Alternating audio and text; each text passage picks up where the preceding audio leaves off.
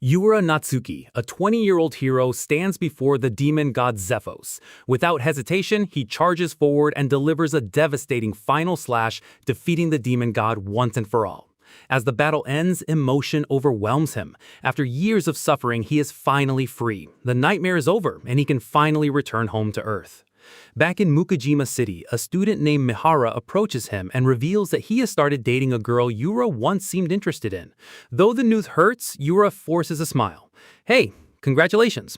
Not wanting to show his feelings, he quickly makes an excuse and leaves. As he walks through the familiar streets, relief slowly fills his heart. The supermarket, the local diner, and the buildings around him all confirm one thing: he is truly back in Mukajima. 6 years ago, Yura was summoned to another world. Instead of a fantasy adventure, he found a filthy and dangerous land where survival was a daily struggle. To save that world, he fought countless battles, defeating the 4 heavenly kings, the demon king, and finally the demon god Zephos. After years of hardship, he finally made it home. Even more surprising, he returned to the exact moment he was summoned. Though 6 years have passed for him, his body has reverted to that of a third-year junior high student. Determined not to lose his teenage years again, Yura remembers that his new clothes and sneakers are arriving today. He rushes home and sees his mother, Haruko. The sight of her brings tears to his eyes. After everything he endured, he has truly returned. Completely unaware of his journey, Haruko simply reminds him about his packages and household chores. Yura hurries to his room, opens the packages, and tries on his new clothes and sneakers. The comfort amazes him. After spending 6 years in a brutal world, even something this ordinary feels incredible. At that moment, Yura realizes something simple. To him, Earth is absolutely perfect. Compared to Earth, life in the other world was pure misery. Clothes were made from monster hides, beds were nothing more than wooden boards, winters were freezing, summers were unbearable, and proper baths didn't even exist. Yura can hardly believe he survived 6 years in such a place. Part of him wants to think it was all a dream, but the memories and sensations are far too vivid. The suffering was real, the battles were real, that nightmare world truly existed, and somehow he managed to escape it. Still, one question lingers in his mind. Even though he's convinced it won't work, Yura decides to test his magic. He casts a beginner spell called Crimson Flame. To his absolute shock, a massive crimson fireball instantly forms and blasts straight through the roof, triggering a huge explosion. Yura freezes. He can still use magic.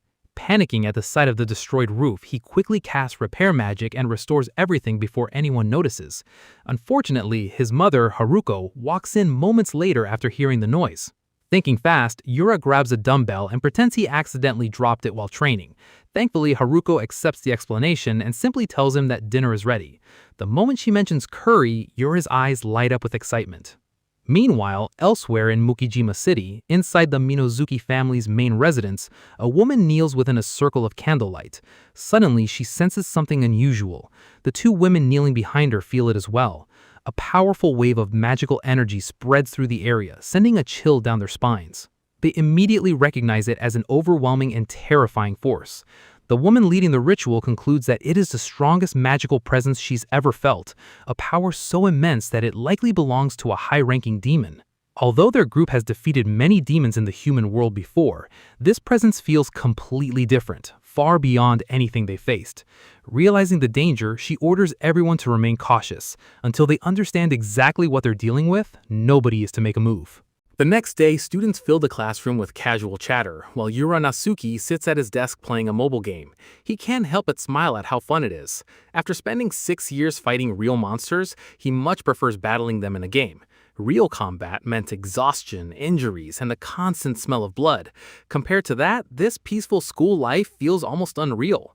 For the first time in years, Yura realizes how precious an ordinary life truly is. Determined to enjoy his youth, he even starts thinking about getting a girlfriend.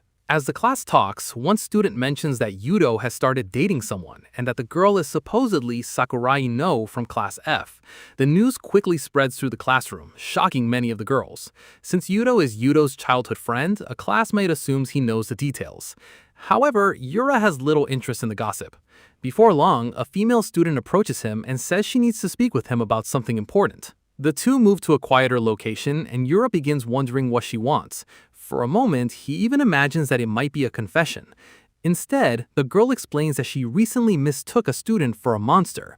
The comment leaves Yura completely confused. She then reveals that she belongs to the Minazuki division and is actually one of his classmates. Yura finally remembers the recent class shuffle and admits that he still hasn't learned everyone's names. As he waits for her explanation, the girl suddenly draws her sword and attacks. Yura effortlessly dodges the strike. Seeing his reaction, she remarks that the rumors about his abilities were true. While Yura struggles to understand what is happening, the girl finally explains herself. She reveals that the Minazuki family is a long line of spiritualists. For generations, they have secretly protected the world by fighting evil spirits, yokai, and demons. As a member of that family, she cannot ignore someone who possesses a dangerous amount of power. Fixing her gaze at Yura, she declares that a person with strength like his is too great a threat to leave unchecked. Therefore, she believes it is her duty to eliminate him. Yura is completely caught off guard by her declaration and immediately tries to leave. In his mind, it doesn't matter how cute she is, someone this crazy is impossible to deal with. The female student quickly activates a spell, causing several undead creatures to appear around her. They rush forward and latch tightly onto Yura's leg, preventing him from escaping. She calmly explains that she placed a powerful curse seal on him during her earlier attack. According to her, the curse is so strong that ordinary spiritual power cannot break it. Telling Yura to accept his fate, she charges forward and slashes at him with her sword. The impact sends Yura flying across the room and crashing hard into a wall. Watching him fall, she confidently declares that defeating him is far too easy. In her eyes, even high-level opponents are no match for her strength. But as she prepares to finish the battle, she suddenly freezes. Yura is standing again. Not only is he unharmed, but there isn't a single scratch on his body. Her eyes widen in disbelief. Meanwhile, Yura begins laughing as if the entire situation is a joke. After barely escaping the nightmare of another world, he finds it ridiculous that spiritualists are now causing him trouble the moment he returns home.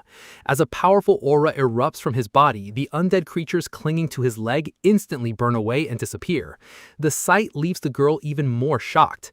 Yura's smile slowly fades, replaced by an expression of pure irritation. He declares that anyone who tries to ruin the peaceful life he finally earned will be crushed without mercy. Hearing those words, the girl becomes even more determined.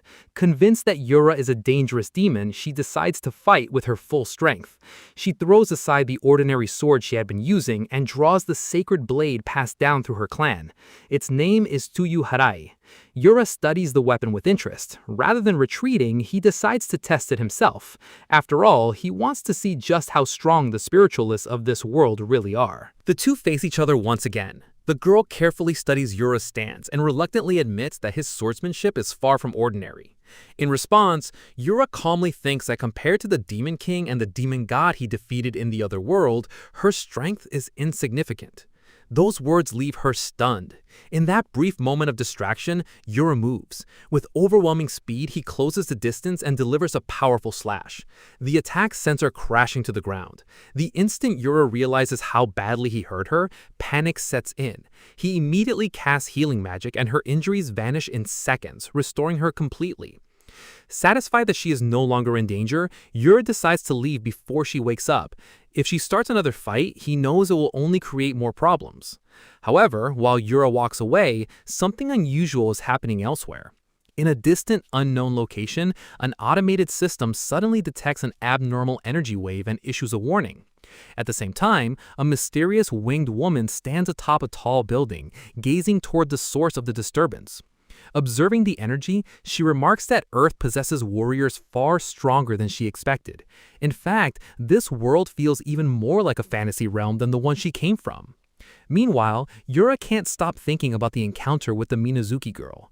After their battle, she never returns to class, which leaves him feeling uneasy. Her wounds should have been healed completely, yet there is still no sign of her. The more he thinks about it, the more frustrated he becomes. After finally returning home and hoping for a peaceful life, why did he have to run into a spiritualist? Lost in thought, Yura continues walking down the road. Suddenly, a group of people steps in front of him and blocks his path. Yura attempts to walk past them, but they immediately stop him. Then they issue a warning. If he refuses to cooperate, they are authorized to open fire. Realizing the group is completely serious, Yura stops in his tracks. The officers immediately order him to lie face down on the ground. Before the situation can escalate further, a man steps forward and tells the officers to leave Yura to him. The man introduces himself as Hisashi Aoyama, the chief of justice at the Mukojima police station. He explains that there are several things he needs to confirm with Yura. Caught completely off guard, Yura has no idea what is happening. Before he can make sense of the situation, the officers escort him directly to the police station. Once there, Hisashi takes a closer look at Yura's face and hears his full name. Almost immediately, his expression changes. He realizes that Yura is not the person they originally thought he was. Hisashi quickly apologizes for the rough treatment and admits that he had no idea Yura was involved. He also comments on how much Yura has grown over the years. At that moment, Yura finally remembers where he knows the man from. Hisashi is an old acquaintance of his mother. When Yura was younger, he often saw him as a friendly, uncle-like figure who occasionally visited their home. Apparently, Hisashi and Haruko were classmates in the past, though Yura never learned much about their relationship. As their conversation continues, a female officer walks out of one of the nearby rooms. Hisashi immediately introduces her as his daughter Ginko. He explains that she has been working as a police officer at the station for quite some time. Before Hisashi can continue, Yura cuts him off. With a serious expression, he makes it clear that he is not interested in personal introductions or family stories. What he wants to know is simple. Why was he arrested and brought to the station? Hearing the question, Hisashi's expression turns serious. He then asks Yura a single question. Does he know anything about spiritualists? The moment those words leave his mouth, Yura's expression stiffens and the room falls silent. Although Yura refuses to answer, Hisashi can easily read the reaction on his face. It is obvious that Yura knows about spiritualists. Hisashi then explains that spiritualists have existed in their world for countless generations. Over time, they became organized under a government-approved institute responsible for eliminating demons and dealing with humans who misuse spiritual powers. While ordinary citizens know little about these matters, the police have long been aware of demons and spirit users. Hisashi adds that the Special Disaster Division is sometimes involved in investigations and arrests whenever supernatural threats appear. Not long ago, the police received an anonymous report claiming that a powerful demon had suddenly emerged. As part of their investigation, they gathered evidence, including a photograph taken during the previous day's incident. The image shows a massive lightning-like burst of energy. According to Hisashi, numerous civilians witnessed the phenomenon, and multiple testimonies confirmed that the event was real. The moment Yura sees the photo, his heart sinks. He becomes both disappointed and nervous, realizing that far more people noticed the incident than he originally thought. Hisashi continues by explaining that the police analysis team traced the source of the abnormal energy. Every result led back to Yura. Because of that evidence, the authorities concluded that he was directly connected to the incident. Hisashi then reveals the police's official assessment. Based on the information they gathered, Yura has been classified as either an extremely dangerous demon or a human who has awakened an abnormal and potentially destructive spiritual ability. Fearing the damage he might cause, they decided to investigate and detain him before the situation could escalate. After hearing the entire explanation and seeing the evidence for himself, Yura realizes there's no point hiding the truth any longer. If he wants to clear his name, he must reveal the real source of the overwhelming aura. With that in mind, Yura decides to show Hisashi the weapon responsible for the energy surge. To prove his story, Yura pulls out his sword and places it on the table. The weapon is an enchanted blade known as the Chaos Edge, a trophy he obtained after defeating one of the 4 demon lords. The moment Hisashi and Ginko lay eyes on the sword, both of them freeze. A chilling aura radiates from the blade, sending an instinctive sense of fear through their bodies. Despite their reaction, Yura calmly begins explaining everything. He reveals that he was summoned to another world immediately after school one day. There, he was chosen as a hero and forced to fight demons, gods, and countless powerful enemies. Through years of battle, he acquired the incredible abilities he possesses today. That is why he can use powers far beyond those of ordinary humans. Yura also makes one thing clear. He is not a spiritualist. Everything he has came from another world. Unfortunately, Hisashi finds the story impossible to believe. To him, it sounds like an elaborate excuse created to avoid responsibility. Even after seeing the Chaos Edge and hearing the full explanation, he remains unconvinced. Ginkgo, however, reacts completely differently. Rather than feeling intimidated, she becomes fascinated by the sword. The more she looks at it, the more she admires its beauty and power. Before her father can stop her, she reaches out and grabs the Chaos Edge from Yura. Almost immediately, she starts talking to the sword as if it were a living partner. She even begins thinking of nicknames for it, treating the weapon like a precious treasure. Watching her behavior leaves everyone else speechless. Eventually, Hisashi steers the conversation back to the main issue. He warns Yuta to stay out of trouble from now on. If another large-scale incident occurs, or if Yuta attracts too much attention, there may come a point where the police can no longer help him. Understanding the seriousness of the warning, Yuta agrees to keep a low profile and avoid causing any more disturbances. Yura assures Hisashi that he has no desire to fight anymore. After everything he endured in the other world, all he wants now is a normal life. He plans to spend his days watching movies, playing games, and enjoying the peaceful lifestyle he worked so hard to regain. Satisfied with his answer, Hisashi allows him to leave the station. Before departing, Yura asks one final question. He wonders whether Hisashi himself is a spirit user. Hisashi simply shakes his head and explains that he is not. According to him, he is just an ordinary citizen with no special powers. Meanwhile, at the Minazuke family's main residence, Miyako, the girl who previously attacked Yura, is being scolded by her mother. Her mother harshly reprimands her for starting a fight despite being ordered to observe and gather information. Lowering her head, Miyako apologizes and desperately asks for another chance to confront Yura. However, her request is rejected immediately. Her mother warns that Yura is far beyond the level a beginner like her can handle. She tells Miyako to learn her limits before getting herself seriously hurt. Rather than sending Miyako again, her mother assigns a task to Mio, Miyako's older sister. Known for her skill, experience, and sense of responsibility, Mio is considered far more suitable for handling the situation. Her mother cautions her to proceed carefully, and Mio accepts the assignment without hesitation. The following day, Yura walks down the street while repeatedly yawning. His thoughts drift back to his recent arrest. Even though he knew he had done nothing wrong, the entire experience still leaves a bitter taste in his mouth. After all, he considers himself a peaceful and law-abiding citizen who only wants to enjoy a quiet life. As he continues grumbling to himself, a sudden feeling makes him stop. Someone is watching him. Yura immediately turns around, trying to locate the source of the presence, but before he can identify who it is, an arrow suddenly shoots toward him at incredible speed. Without even thinking, Yura reacts instantly and catches the arrow in midair. As Yura examines the arrow he caught, he notices a talisman attached to its shaft. A moment later, Mio steps out from a nearby hiding place and reveals herself. She explains that the talisman is a sealing charm designed to block his ability to use magic. Yura quickly understands the situation and asks who she is. Mio introduces herself as Miyako's older sister, immediately making her intentions clear. Realizing another confrontation is about to begin, Yura considers ending the fight as quickly as possible. However, he suddenly remembers the promise he made to Hisashi to stay out of trouble and avoid unnecessary conflicts. The memory causes him to hesitate. After everything he suffered in the other world, Yura cannot help but wonder why he keeps getting dragged into battles. All he wants is a peaceful and ordinary life. Determined to avoid violence, Yura tries to reason with Mio. Yura tells her that fighting only creates more hatred and never solves anything. Unfortunately, Mio refuses to listen. Confident that the sealing charm has completely suppressed his magic, Yura is now powerless. Without another word, she charges forward. Yura raises a hand, trying to stop her, but Mio ignores him and unleashes her family's martial technique, the Twin Dragon Strike. Her attacks come one after another with incredible speed and precision, forcing Yura onto the defensive. As the relentless assault continues, Yura realizes he has no choice. To protect himself, he channels his power and shatters the sealing charm.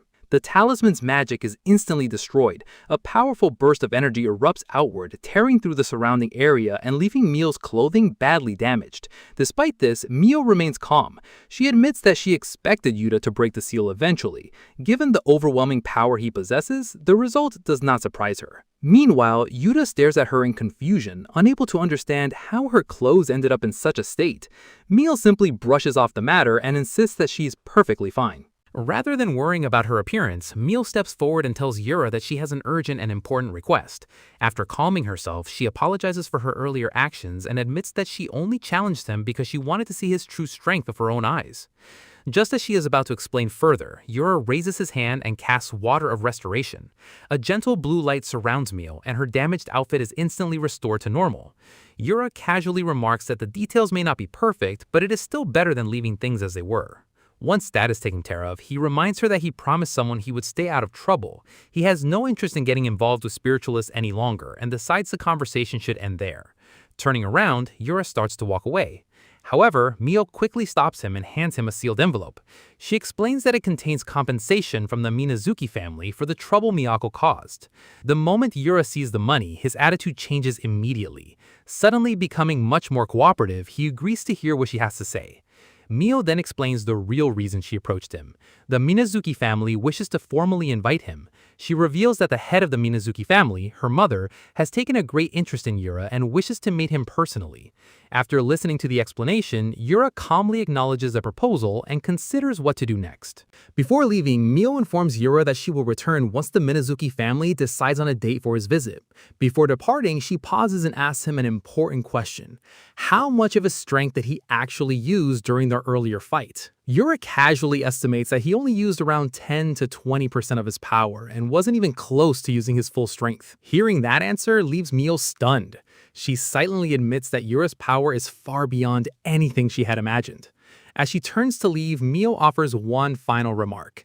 Even with all his strength, she believes there is still at least one person he may not be able to defeat. Later, back at the Minazuki family's main residence, Mio reports everything to her mother. She explains that she successfully met with Yura and that he agreed to visit the family. Her mother praises her for handling the situation well, and then asks for her personal impression of him. Mio thinks for a moment before answering. According to her, Yura is unbelievably powerful, yet his personality and behavior feel completely ordinary. If she didn't know better, she would think he was just a normal middle school boy. Her mother listens carefully and remarks that Yura is truly a mysterious child. She cannot understand how someone who appears so ordinary could possess such extraordinary power.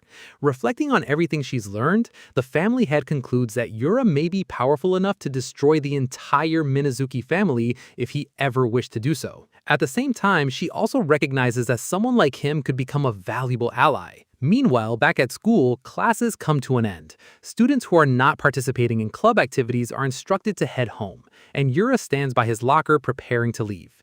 His thoughts drift back to the conversation he had with Mio. However, as he tries to remember the details, he realized that he became so excited by the compensation money that he stopped paying attention halfway through her explanation. Deciding not to worry about it, Yura starts thinking about buying something delicious on the way home.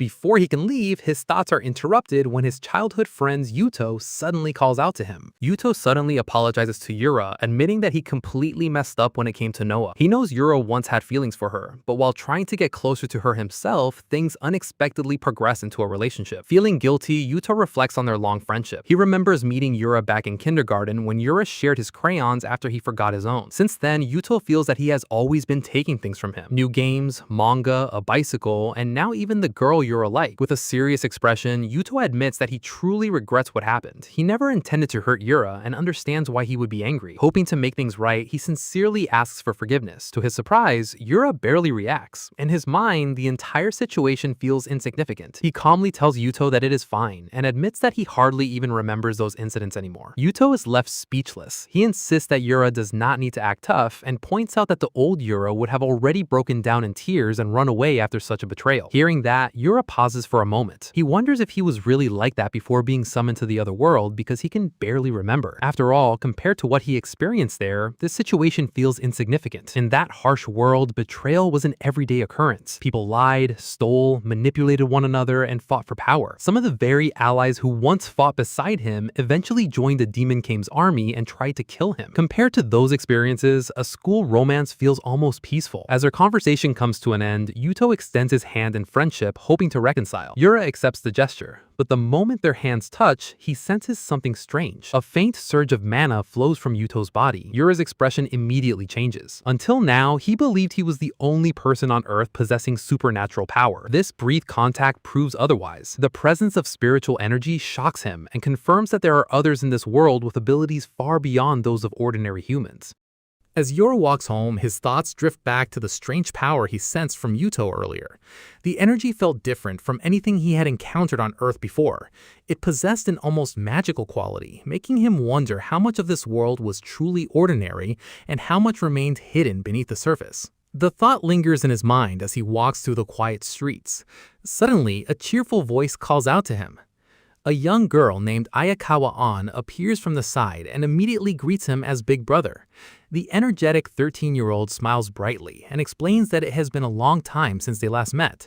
She then asks if he has a moment to talk. Yura barely glances at her and continues walking. Unwilling to give up, An calls after him again, urging him not to ignore her. This time, Yura stops and slowly turns around. Confused, he asks if she is really talking to him.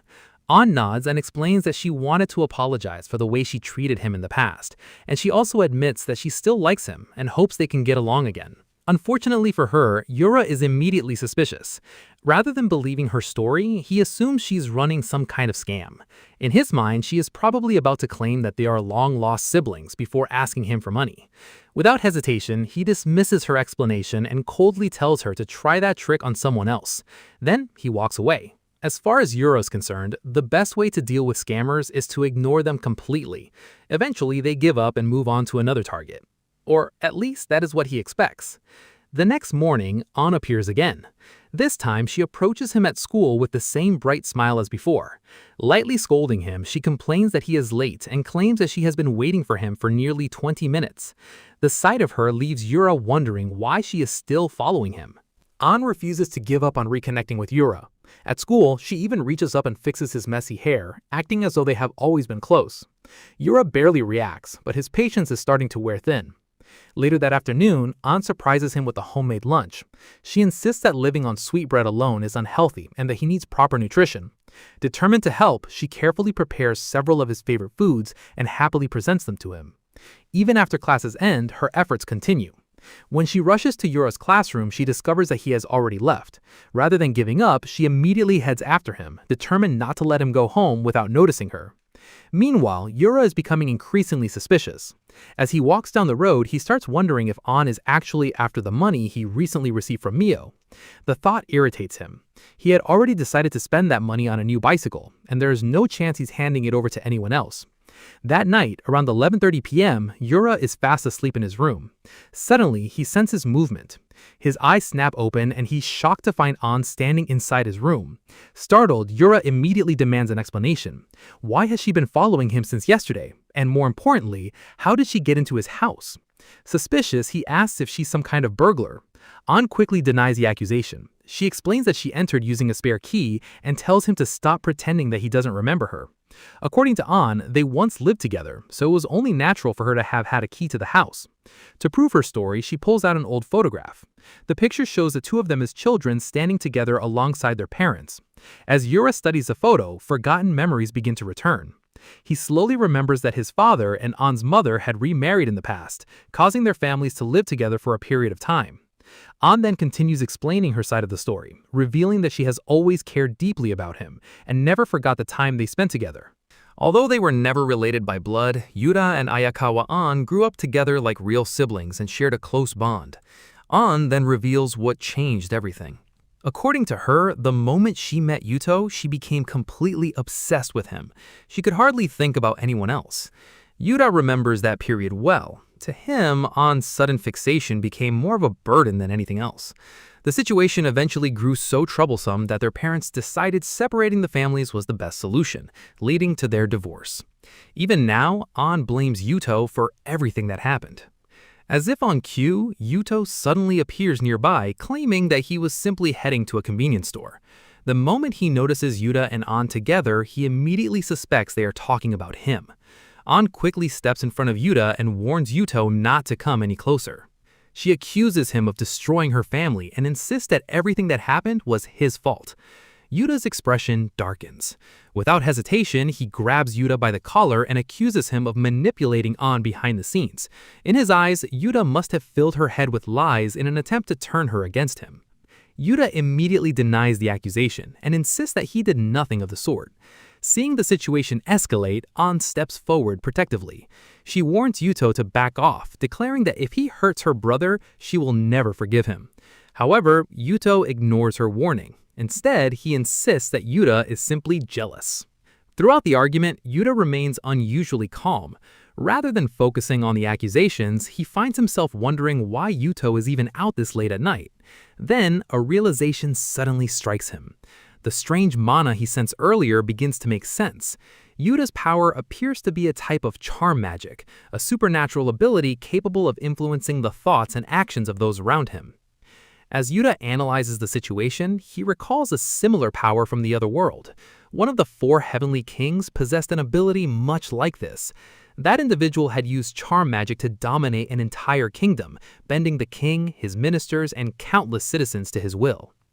As Yura thinks things through, he finally begins to understand what is happening.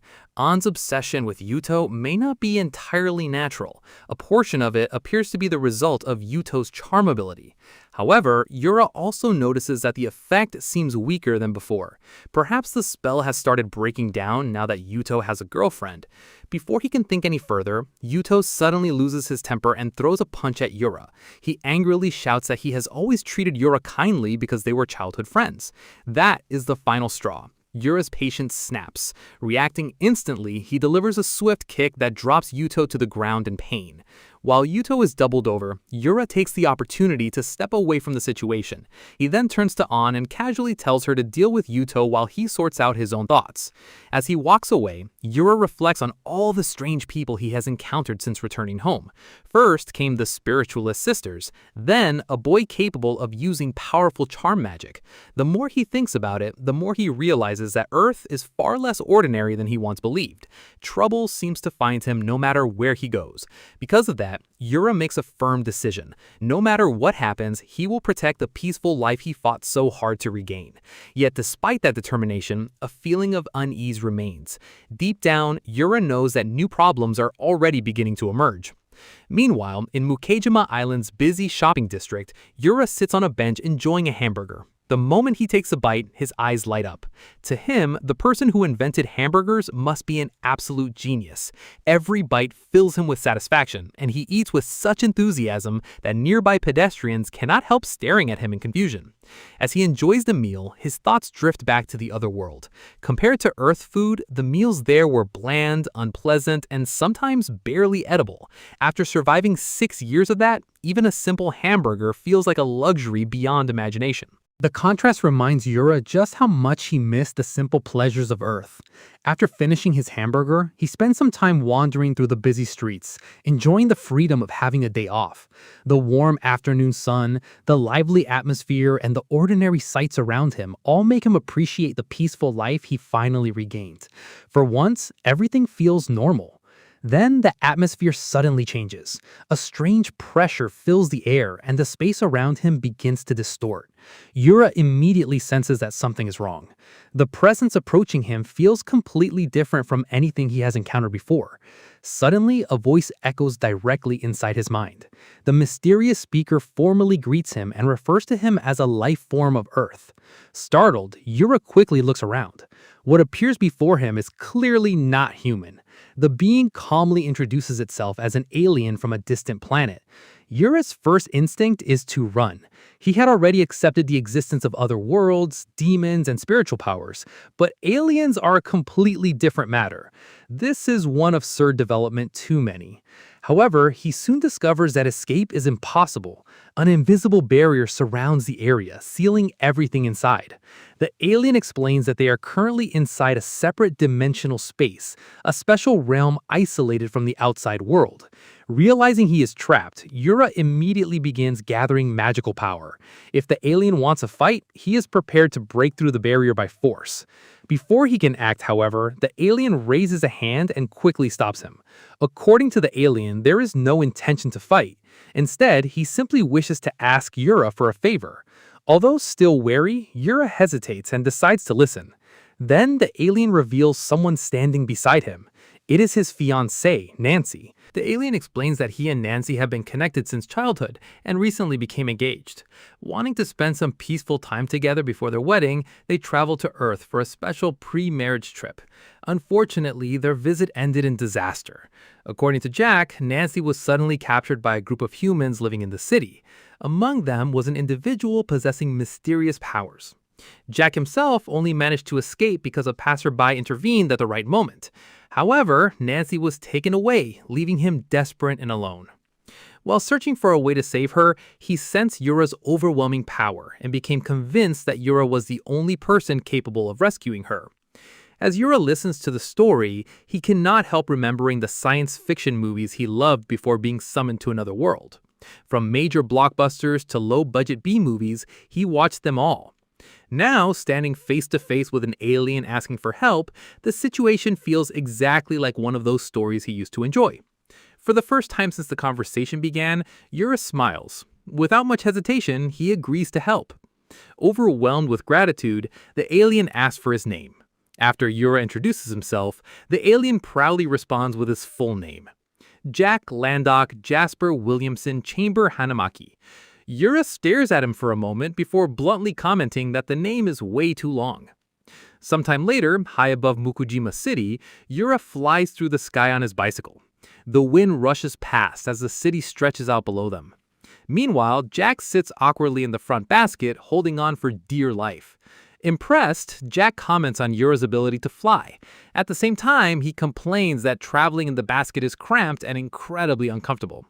Yura simply grins. He points out that Jack is an alien. If he walked around on the ground, he would attract far too much attention. Besides, Yura jokingly adds that aliens ride bicycles, they always sit in the front basket. Jack can only sigh at the ridiculous logic. After a brief silence, he turns toward Yura and asks an important question. Does Yura actually know where Nancy is being held? Yura confidently nods when Jack asks if he knows where Nancy is. Jack explains that he has been tracking a faint signal emitted by a device hidden inside Nancy's body. Following the signal led them to an old, isolated facility located roughly 7 kilometers away. Inside the building, Nancy is restrained on a bed while the president of the Unidentified Creature Research Society, Hiroshi Mirai, stares at her with satisfaction. At long last, he believes they have found proof of real extraterrestrial life. One of his subordinates excitedly comments about how much money they could make from the discovery. However, Hiroshi immediately corrects him. According to him, wealth is not their objective. Their true goal is research. He proudly declares that they will study Nancy's biology from top to bottom and carve their names into scientific history. Unfortunately for them, their speech is cut short. Without warning, Yura bursts straight through the wall on his bicycle. The impact sends Hiroshi flying across the room and crashing into the opposite wall. Yura quickly notices that his bicycle has been damaged in the collision, but there is no time to worry about that now. Several guards immediately rush toward him. Yura responds on instinct. He drives an elbow into one man's stomach, sending him crashing backward, then flicks a small pebble at another who tries to flee. Furious, Yura demands to know why they kidnapped an innocent alien. He loudly declares that as a lifelong science fiction fan, he will never forgive anyone who ruins a potential friendship with extraterrestrials. Within moments, the remaining security personnel are defeated, clearing a path for Jack. Just when it seems they are about to escape, a lone figure steps forward and blocks the exit, a man wearing dark sunglasses. The moment Jack sees him, his expression changes. He urgently warns Yura to be careful. This is the same man who originally captured Nancy. The stranger slowly removes his sunglasses, revealing a pair of sharp eyes, glowing with an unnatural light. His gaze locks onto Yura. Without saying a word, he activates a spell known as paralysis chaining. Instantly, invisible chains surge toward Yura, attempting to bind his body and rob him of all movement. Yura immediately realizes that the man is a psychic. The ability he used is designed to paralyze anyone who meets his gaze, freezing them in place and leaving them completely helpless. The psychic smirks confidently. He admits that he is considered a rogue and an outcast among other psychics, but he does not care. As long as the payment is good enough, he is willing to do anything. Crime, kidnapping, even capturing aliens. None of it bothers him. Certain that victory is already his, he declares that neither Yura nor the aliens will be leaving alive. Yura, however, remains completely calm. Without the slightest hint of panic, he channels his magical power. In the next instant, the invisible chains shatter. The paralysis spell collapses, dissolving into nothingness. The psychic stumbles backward in disbelief. Before he can react, Yura turns toward Jack and Nancy. He orders them to leave immediately and promises that he will catch up afterward. Enraged, the psychic rushes forward in an attempt to stop them. Yura responds with a single punch. The blow lands squarely on the man's face and launches him across the room into a wall. As the psychic collapses, Yura furiously declares that he will never forgive him. Not only did the man terrorize Nancy through her kidnapping, but he also damaged his mother's bicycle. And that offense is still fresh in Yura's mind. Desperate, the psychic tries to justify himself. He claims that aliens are descendants of gods, and that the divine realm spoken of in ancient legends is actually outer space. According to him, studying beings like Nancy could provide humanity with proof of the existence of gods. Yura is completely unimpressed. He has already stopped listening. Suddenly, a massive surge of energy erupts through the facility. The shockwave tears through multiple walls and sends debris flying in every direction. A moment later, a winged woman descends gracefully from above. Her presence radiates overwhelming power. Looking down at Yura, she comments with obvious disappointment. She had expected someone far stronger. Instead, she claims that Yura has failed to meet her expectations. Every word drips with confidence. Without hesitation, she boldly declares herself the strongest. Meanwhile, Yura glances down at the unconscious psychic lying at his feet. Then he notices the torn remains of his brand new clothes. Rather than focusing on the intimidating newcomer, Yura sighs in annoyance. All he can think about is the unnecessary damage to yet another outfit. The winged woman smiles faintly, clearly intrigued by the situation. With amusement in her voice, she remarks that things are finally becoming interesting and hints that she might enjoy playing with Yura for a while. Meanwhile, Yura analyzes the attack that struck him earlier. What troubles him is not the power behind it, but the fact that it arrived so suddenly and silently that he never sensed it until it connected. Someone capable of launching an attack like that must have a reason for targeting him. Wanting answers, Yura turns toward the winged woman and asks why she's treating him like a sworn enemy. The woman coldly replies that she will explain her reasons only moments before killing him. Then she reveals her identity. Her name is Lucifer. She claims to be an angel sent from the divine realm, descending into the mortal world for a single purpose: to exterminate demons wherever they exist. Unfortunately for Yura, she has already decided that he is one of them. No matter how many times he insists otherwise, Lucifer refuses to listen. To her, the verdict has already been decided. Without warning, she launches herself forward and throws a powerful punch. Yura reacts instantly and blocks the attack. For a brief moment, Lucifer appears surprised that he managed to stop it. However, the surprise quickly fades. Believing him to be nothing more than a minor opponent, she increases the pressure and drives him backward with overwhelming force. The impact sends Yura crashing through multiple walls. Before he can recover, Lucifer follows up with a massive energy blast. The attack engulfs the area in a violent explosion, shaking the entire facility. As dust and debris fill the air, Lucifer begins laughing excitedly. Certain that victory is hers, she gazes over the destruction and wonders if she might have gone too far. Perhaps she completely erased him without leaving a trace. But moments later, her smile fades. A figure slowly emerges from the smoke. Bruised and covered in dust, Yura steps forward. Despite everything, he is still standing. Yura admits that Lucifer's speed and power are impressive. In fact, it has been a very long time since anyone managed to make him feel even the slightest pain. However, after examining the damage, he realizes that her devastating attack only left a shallow scratch on his skin. The revelation leaves Lucifer completely stunned. Yura, meanwhile, studies her more carefully. After witnessing her abilities and hearing her claim to be an angel named Lucifer, he concludes that she is clearly not human. What irritates him even more is the way she talks about humans, as though they are beneath her. At that moment, Yura abandons his earlier assumption that she might simply be another psychic. She is something far beyond that, and because of that, he decides there is no reason to continue holding back. Lucifer immediately charges forward again with terrifying speed.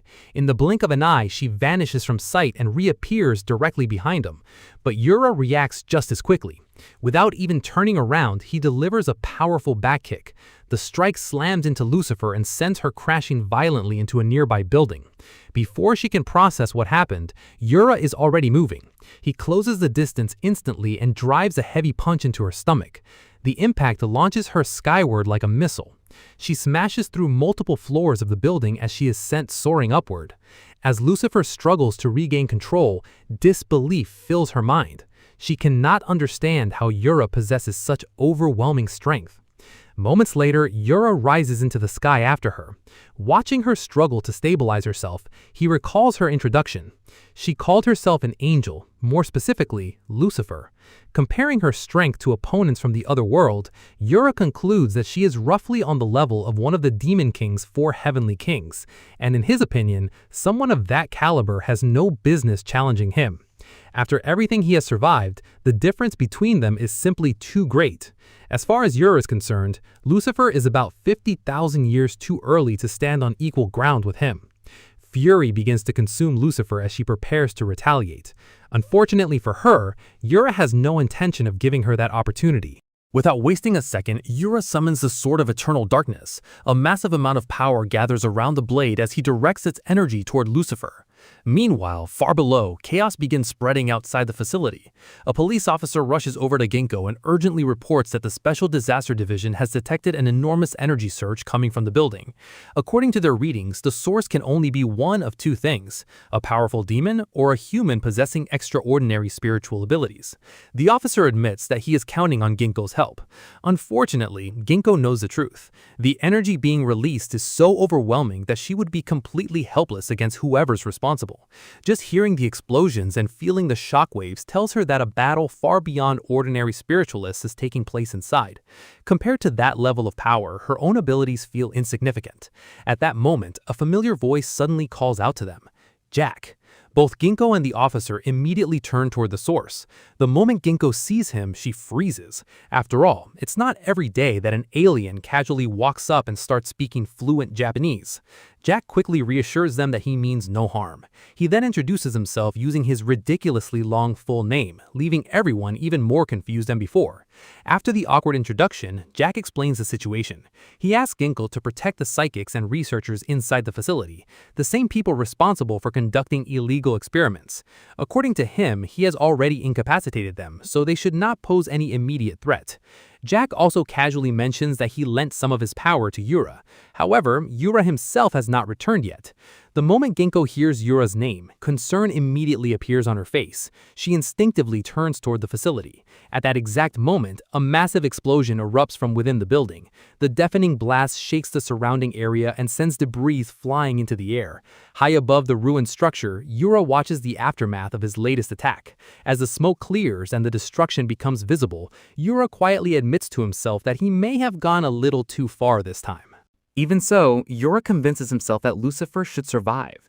After all, she insists that she is not human and even possesses wings. Someone like that should be able to endure an attack of that magnitude. Moments later, Lucifer slowly rises to her feet. Her movements are noticeably sluggish, and the pain from her injuries is impossible to hide. The sight only fuels her anger. In her mind, it is unforgivable that a mere demon could wound a noble being such as herself. Her fury intensifies until it completely consumes her. At that moment, Lucifer decides that she will kill Yura without mercy. A tremendous surge of power erupts from her body. The air itself begins to tremble as overwhelming energy floods the battlefield. Lucifer believes that a being of her status should never need to use this much strength against someone she considers insignificant. However, she views this as proper punishment for daring to injure her. Then a divine spear materializes in her hand. The weapon radiates a terrifying level of destructive power, far greater than any attack she has unleashed so far. Yura immediately notices the change. As he measures the energy gathering around the spear, his expression grows serious. By his estimation, Lucifer's current power exceeds even that of the Demon King, and may rival or surpass the demon god himself. More importantly, her next attack threatens everyone nearby. If that spear is unleashed, the surrounding area will be devastated and countless innocent people could lose their lives. Lucifer shows no concern for the danger. With the divine spear aimed directly at him, she launches herself forward at incredible speed. Yura quickly realizes that completely blocking an attack of that level is impossible. With little time to think, he gathers his strength and casts an intermediate tier spell. Black Raging Thunder. A massive surge of dark lightning bursts forward and strikes Lucifer head-on. The impact sends her hurtling through the sky. At the same moment, a violent explosion erupts from within the damaged facility. Cracks rapidly spread throughout the structure. The entire building begins collapsing under the strain of the battle. Below, Ginkgo watches the disaster unfold. Realizing the building is about to come down, she immediately shouts for everyone to evacuate. Without hesitation, she leads the escape as researchers, officers, and bystanders sprint away from the collapsing facility, while debris crashes down behind them. When the dust finally settles, Lucifer is left lying among the ruins. Her body is badly injured and she cannot even move. From where she has fallen, she stares at Yura in complete shock, struggling to understand what kind of existence he truly is.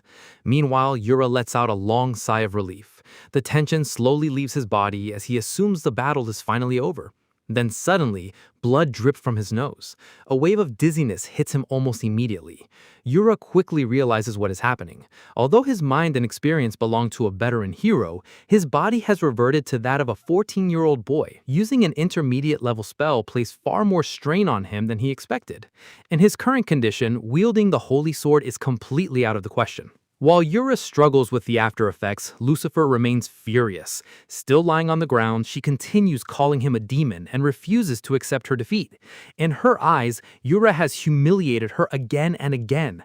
Driven by pride, she activates her complete recovery ability. A warm glow surrounds her as her wounds begin closing, allowing her to force herself back onto her feet. However, Yura immediately notices a problem. Her wings are still badly burned. Lucifer notices it as well and attempts to heal them. Nothing happens. Again and again, she tries to restore them, only to discover that her divine power has been completely exhausted. The realization hits her hard. Overwhelmed with frustration, she bursts into tears and immediately blames Yura for the situation. Yura, on the other hand, calmly explains the truth. He insists that he is not a demon, an evil spirit, or anything remotely similar. He is simply a normal human being. Lucifer flatly rejects the explanation. According to her, no ordinary human could possibly possess such overwhelming strength. The only conclusion she can accept is that Yura must be a demon disguised as a human. Determined to prove her theory, she steps closer and begins inspecting him herself. Then, to Yura's confusion, she leans in and sniffs him. A moment later, her expression changes. She can sense it clearly. Yura really is human. Rather than becoming more upset, Lucifer suddenly looks relieved. After all, as embarrassing as this defeat is, it is still far better than losing to a demon. After confirming that Yura is truly human, Lucifer finally calms down. Being defeated still frustrates her, but she finds it far more acceptable in knowing that her opponent was not a demon. Curious, she asks for his name. Once Yura introduces himself, Lucifer reveals the real reason she came to Earth.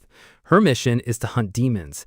As an angel of the divine realm, she's forbidden from harming humans, which means she no longer can justify fighting him. Even so, there is one problem. Lucifer is known as the strongest angel in the divine realm, and her pride will not allow her to simply accept defeat at the hands of an ordinary human. Spreading her damaged wings as much as she can, she slowly rises into the air. Before leaving, she makes a promise to herself. One day, she will return and settle this fight properly. Lucifer points at Yura and warns him to be ready because their battle is far from over. With that declaration, she disappears into the sky. As soon as she's gone, Yura notices Ginkgo and several police officers nearby. Ginkgo calls out to him, still shaken by everything that has happened. Looking around, Yura finally takes in the full extent of the damage. The entire facility has been reduced to rubble. Honestly, even he is not completely sure how the situation escalated this far. His attention soon shifts elsewhere. Spotting Jack and Nancy nearby, Yura feels relieved to see that both aliens are safe. The couple immediately thanks him for rescuing them. Their gratitude is obvious, and they repeatedly express how much his help means to them. Watching the interaction, Ginkgo can only stare in amazement. The way Yura casually communicates with aliens from another world makes it seem as though such encounters are perfectly normal for him. To her, his ability to adapt to these situations feels almost unbelievable. After a moment, Yura turns back to Ginkgo. He reminds her that several people were involved in Nancy's kidnapping and asks what will happen to them. Ginkgo assures him that the police will conduct a full investigation and properly interrogate everyone responsible. Satisfied with the answer, Yura nods. He then casually asks her to take care of the cleanup efforts as well, trusting that she can handle the situation responsibly. With that settled, Yura looks back at Jack and Nancy. Now that they are finally safe, he becomes curious about one thing. What did the two aliens plan to do next? Jack and Nancy explained that they plan to remain on Earth for a while. For the time being, they intend to spend the night camping outdoors. Yura immediately rejects the idea. After everything that happened, he considers it far too dangerous. In his opinion, staying outside is just asking to get captured by another group of suspicious people.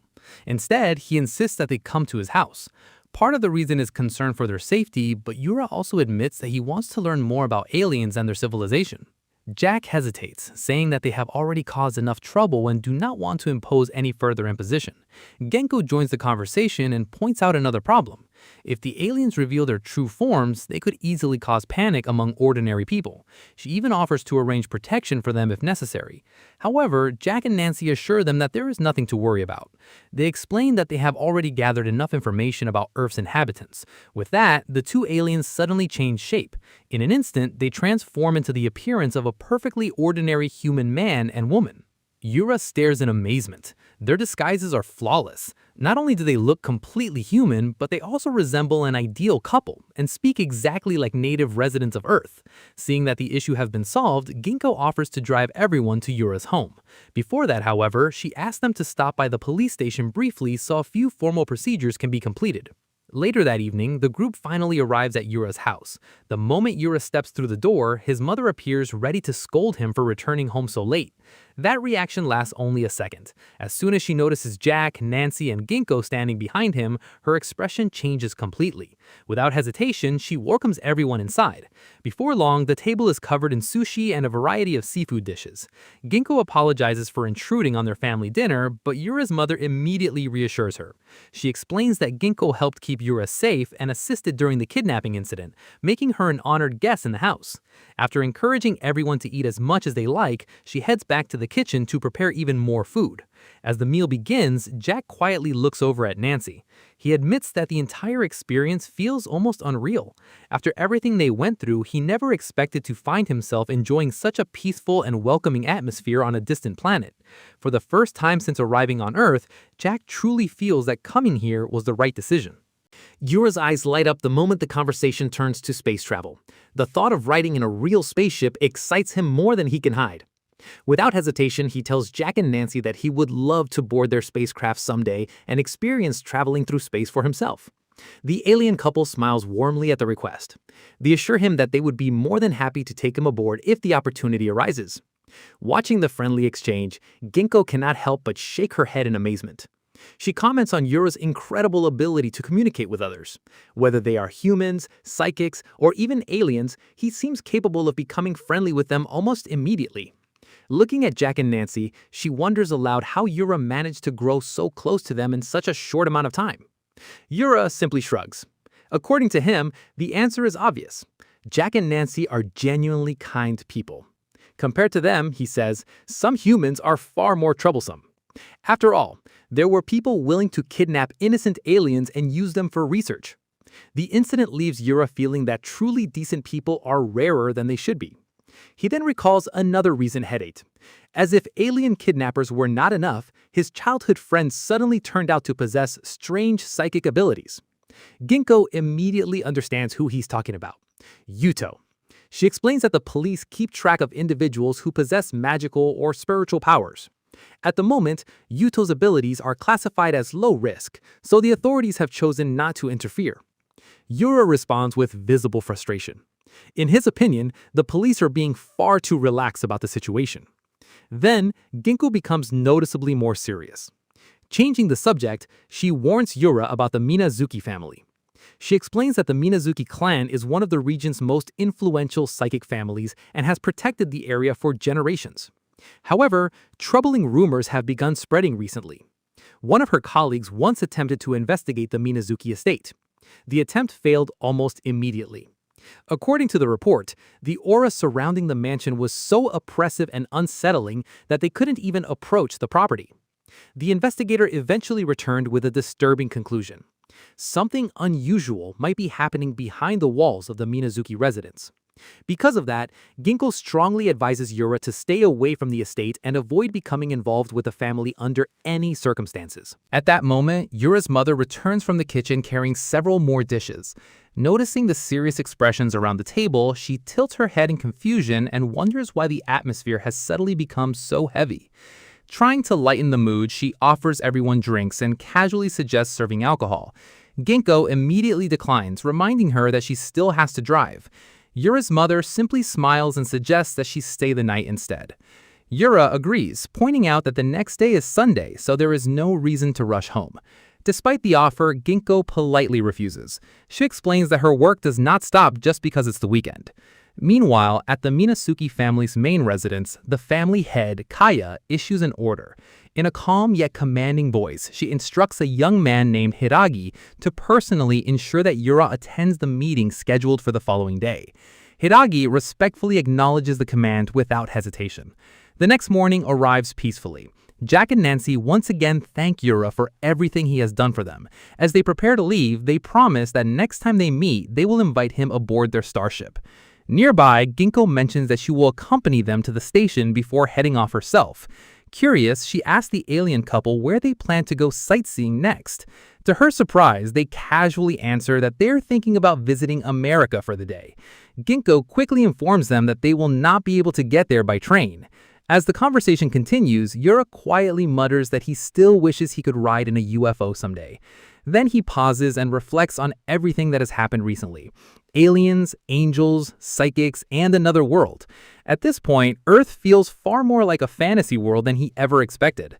Just then, a luxury car pulls up beside him. The door opens and a young man steps out. Introducing himself as Hiragi, he explains that he has come on behalf of the head of the Minazuki family. His purpose is simple. He has been sent to escort Yura to the family estate. Before Yura can object, Hiragi politely invites him into the vehicle. Sometime later, the two are traveling toward the Minazuki family's main residence.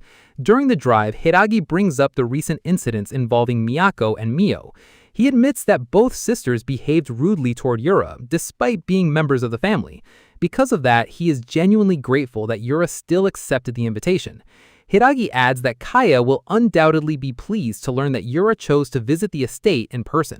As the limousine continues toward the Minazuki estate, Yura suddenly remembers that Miyako had said something similar when she first invited him. For a moment, he considers coming up with an excuse to leave. After all, he had planned to spend the day shopping for a new bicycle. Then he remembers the generous compensation he already received from the Minazuki family. With that thought, abandoning the meeting becomes much harder. Glancing around the vehicle, Yura finally notices something he overlooked earlier. This is not an ordinary car. It is a limousine. Seeing his reaction, Hiragi politely informs him that refreshments have been prepared and that he is free to help himself to any drink he likes. Since he is already in a good mood, Yura decides to enjoy the ride and play along. Before long, they arrive at the Minazuki family's main residence. The moment he steps out of the limousine, Yura is impressed. The estate looks exactly like a traditional samurai mansion. As they walk through the grounds, Yura casually asks Hiragi whether she is a psychic or perhaps the older sister of the two girls he met before. Hiragi shakes her head. She explains that although she serves as an instructor in martial arts and spiritual techniques, she is ultimately just a servant of the family. Compared to someone as powerful as Yura, she considers herself nothing more than an insignificant subordinate. A short time later, Hiragi leads him into the Minazuki family's reception hall. Several members of the household are already seated inside. Upon entering, Hiragi formally announces Yura's arrival. The woman seated at the head of the room immediately welcomes him. Introducing herself as Minazuki Kaya, the head of the Minazuki family, she states that she has been looking forward to meeting him. Yura politely thanks her for the invitation before taking the offered seat. As he looks around the room, he can't help noticing the tense atmosphere. To him, it feels less like a formal meeting and more like a family gathering where everyone is carefully watching each other's reactions. Then, to Yura's complete surprise, Kaya suddenly bows deeply. She sincerely apologizes for the actions of the Minazuki family members who caused him trouble. Not stopping there, she asks Mio and Miyako to apologize as well. The two sisters immediately lower their heads and offer heartfelt apologies. The unexpected sight completely catches Yura off guard.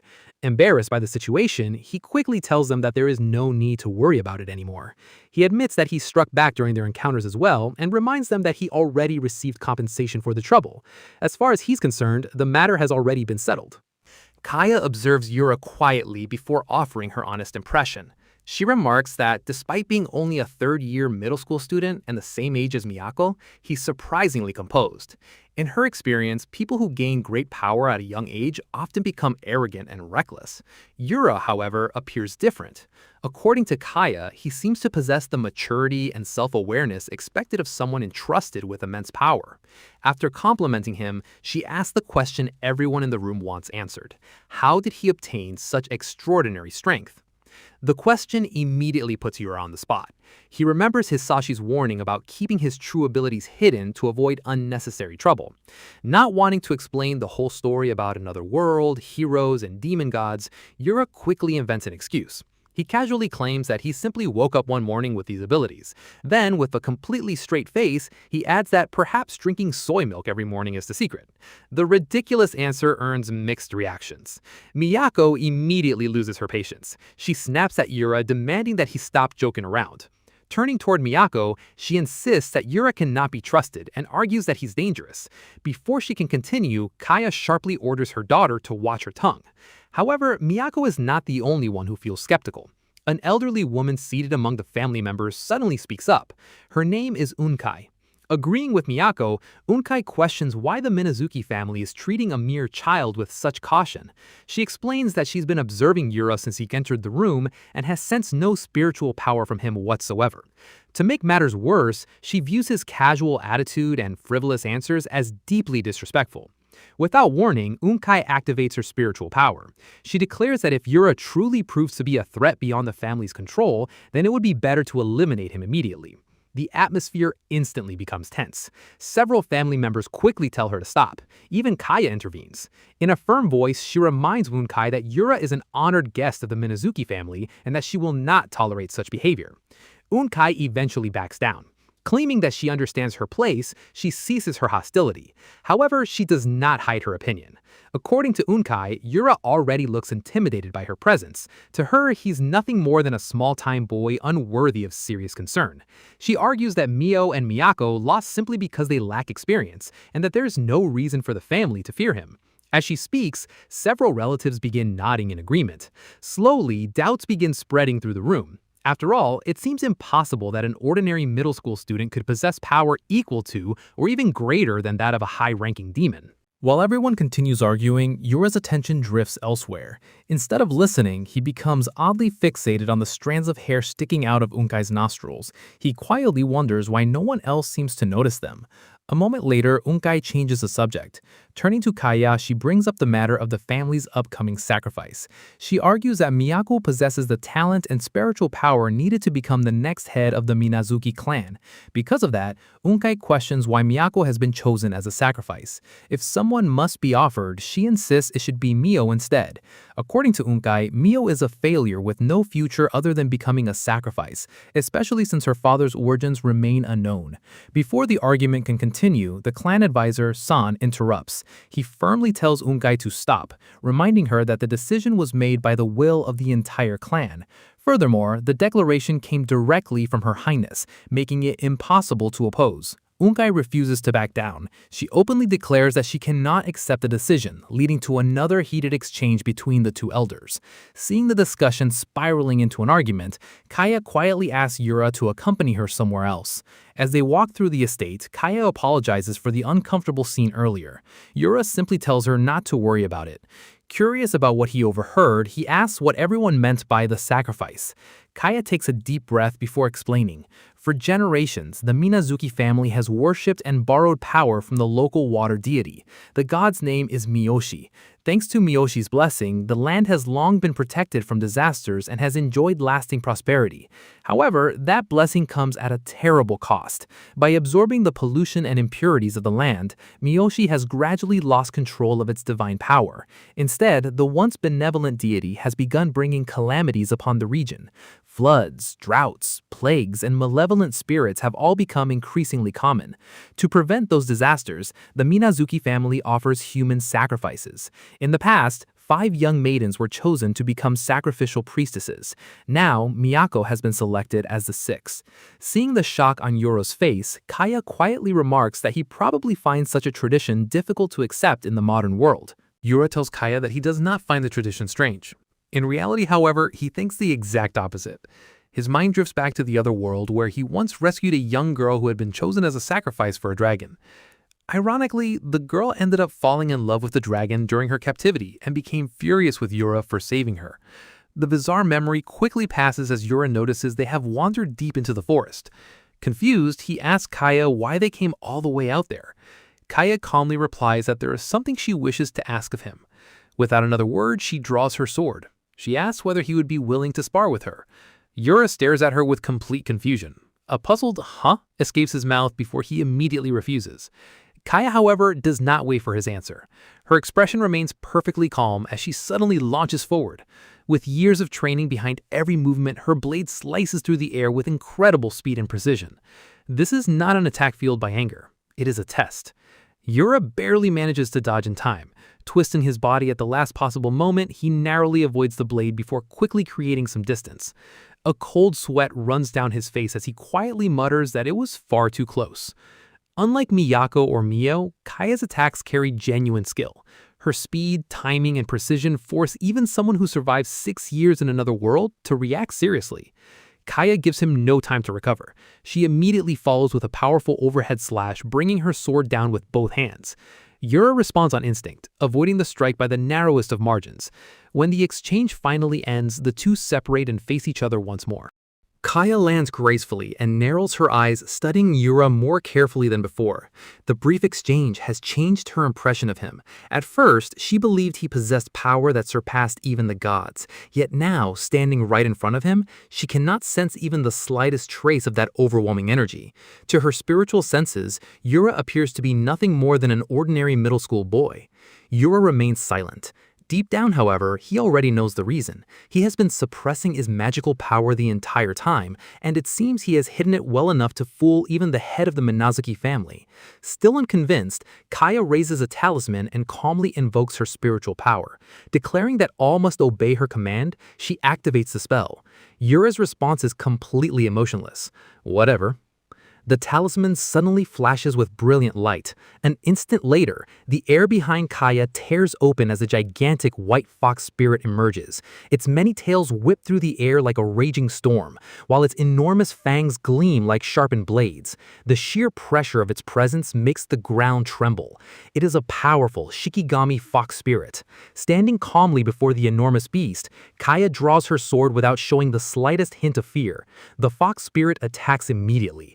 Caught off guard, Yura barely reacts in time. He leaps onto one of its massive tails and is carried forward by its momentum. His eyes widen in surprise as he instinctively shouts in shock. Even while desperately avoiding the attack, Yura cannot help but complaining.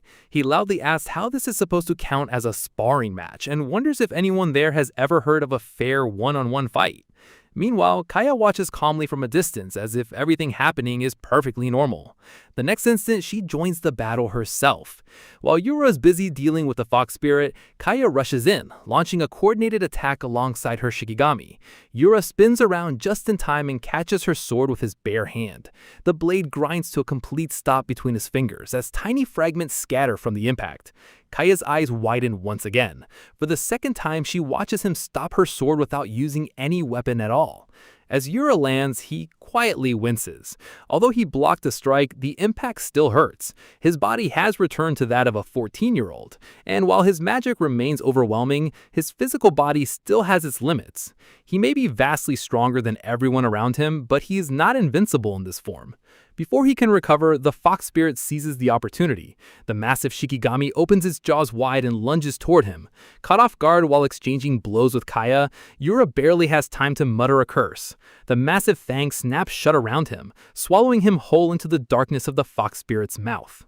The scene then shifts to a peaceful white shot of the Minazuki estate. A still pond, wooden walkways, and carefully maintained stone paths create an atmosphere of perfect tranquility. Inside the residence, however, an entirely different conflict is unfolding. The clan elders have gathered, and the tension in the room continues to rise. Inside the Minazuki residence, the discussion grows increasingly heated. Onkai once again voices her firm opposition to choosing Miyako as a next sacrifice. No matter how many times a decision is explained, she refuses to accept it. Another elder quietly admits that, deep down, many members of the clan likely feel the same way. The conversation then shifts toward Mio. One of the elders asks for her opinion. The room falls silent as every eye turns toward her. As Miyako's older sister, no one understands the meaning of this sacrifice better than she does. Mio remains calm, her expression unreadable, carrying the quiet burden of someone who has already accepted a painful reality. Just as she begins to answer, Miyako suddenly cuts her off. "Please don't interfere." She continues coldly, declaring that offering someone as worthless as Mio would only anger Lord Mizuchi. Mio instinctively reaches out to her sister, but Miyako immediately slaps her hand away. "Don't touch me." Her voice remains ice cold. "And don't get the wrong idea. I've never once thought of you as my sister." The harsh words leave the room speechless.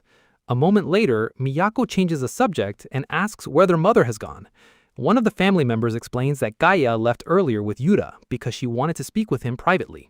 Mio's expression darkens. She quietly mutters that no matter how strong he may be, Yura is still only... Before she can finish, Miyako interrupts once again. She declares that their mother has placed far too much faith in that man. Her blunt remark shocks everyone present. The clan elders exchange uneasy looks, unable to hide their disbelief. Then, without warning, an enormous wave of spiritual energy erupts from outside. The entire mansion trembles as the overwhelming pressure shakes the atmosphere, instantly drawing everyone's attention. Outside, in the bamboo forest, Kaya calmly observes the aftermath of the attack. "Just as I expected," she murmurs. Then a trace of doubt crosses her face. Or was I mistaken? Seemingly satisfied, she turns toward the giant fox spirit. "Well done, you may return now." The fox spirit remains perfectly still. Seeing that it refuses to obey, Kaya's voice grows noticeably colder. "I said, return." Before she can finish, an enormous surge of dark energy erupts from within the fox spirit. The violent aura explodes outward, twisting through the forest with overwhelming force. Kaya's eyes widen. "Are you serious?" As the energy disperses, a lone figure stands atop the shattered ground. It is Yura. His clothes are torn, his breathing is heavy, and his fists are tightly clenched. Yet he remains standing without falling. Completely fed up, he grumbles to himself. "I was supposed to go shopping and then watch a movie today, damn it." Kaya quietly turns to face him. "That was splendid," she says with genuine admiration. Yura says nothing. Silence hangs between them for a moment. Then, to Yura's complete surprise, Kaya slowly kneels and lowers herself into a deep, formal bow. Her long dark hair falls around her face as she remains kneeling before him. "I concede, this is my complete defeat." Looking up at Yura with calm, sincere eyes, Kaya continues. "As I suspected, you possess power far beyond anything an ordinary person like me could ever overcome. Please forgive my rudeness." With the fight finally over, Yura turns to leave, ready to put the entire incident behind him. Before he can take another step, Kaya calls out to him. "Please wait." Yura glances back with a tired expression. "Well, it's fine, I guess." Then he asks the only question on his mind.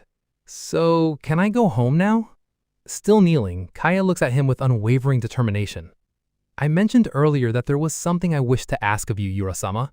She pauses for a moment before making her request. "With the power you possess, would you be willing to save the Minazuki family?" Yura blinks in confusion. "Huh? Save who?" The atmosphere suddenly grows heavy. In a firm, resolute voice, Kaya reveals the truth. "Yura-sama, I want you to kill Mitsuchi, the guardian deity of the Minazuki family." The shocking request hangs silently in the air. Behind Kaya, the enormous silhouette of the divine being seems to loom over the forest, radiating an ominous presence. The scene then shifts to Monday morning. The school bell rings, and another ordinary day begins as students fill the classroom with their usual chatter. Yura, however, cannot focus on any of it. Kaya's words continue echoing in his mind. The sacrificial ritual is scheduled to take place at dusk on Tuesday. Before then, Kaya wants him to kill Mitsuchi, the Minazuki family's guardian deity. Lost in thought, Yura quietly turns his gaze toward an empty seat across the classroom. Just as Yura expected, Miyako's seat is empty. He stares at it for a moment, quietly murmuring her name to himself. The word sacrifice lingers in his mind, making him feel a brief sense of sympathy. But the feeling disappears the instant he remembers that she had tried to kill him. Any guilt vanishes immediately. He thinks to himself that he really cannot feel that sorry for her. On top of that, he wonders why he's being dragged into another family's complicated problems. Half jokingly, he figures they should just visit a family counseling center instead. At that moment, someone calls out to him from the hallway. "Natsuki-kun." Yura turns around and sees a cheerful, broad-shouldered boy waving at him with a bright smile. The boy greets him enthusiastically and suggests that they walk home together. Yura stares at him blankly before asking, "Who is he?" The boy freezes in disbelief. Later, as they walk home side by side, the boy awkwardly laughs it off, admitting that even he cannot laugh at that joke. He apologizes, explaining that it has simply been a long time since they last met. The boy is revealed to be Kazuto Mihara, the younger brother of Yuto Mihara. Unlike his older brother, Kazuto is someone Yura has always gotten along with. The two have been close friends since childhood. After chatting for a while, Kazuto asks how Anne has been lately. He mentions that her attitude toward Yura used to be harsh, but recently she seems to have calmed down. Kazuto then apologizes sincerely, admitting that everything is his older brother's fault. Yura simply shrugs and replies that he is not really sure.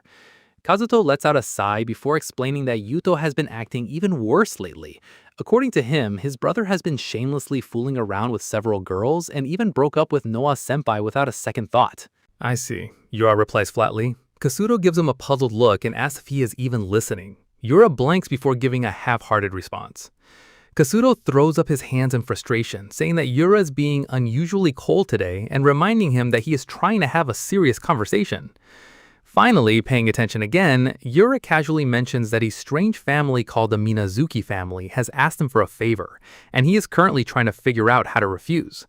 Kazuto suddenly stops walking. The Minazuki family? You mean Minazuki-senpai from the third year? His eyes widened in surprise. Yura looks at him in confusion, wondering if he knows her.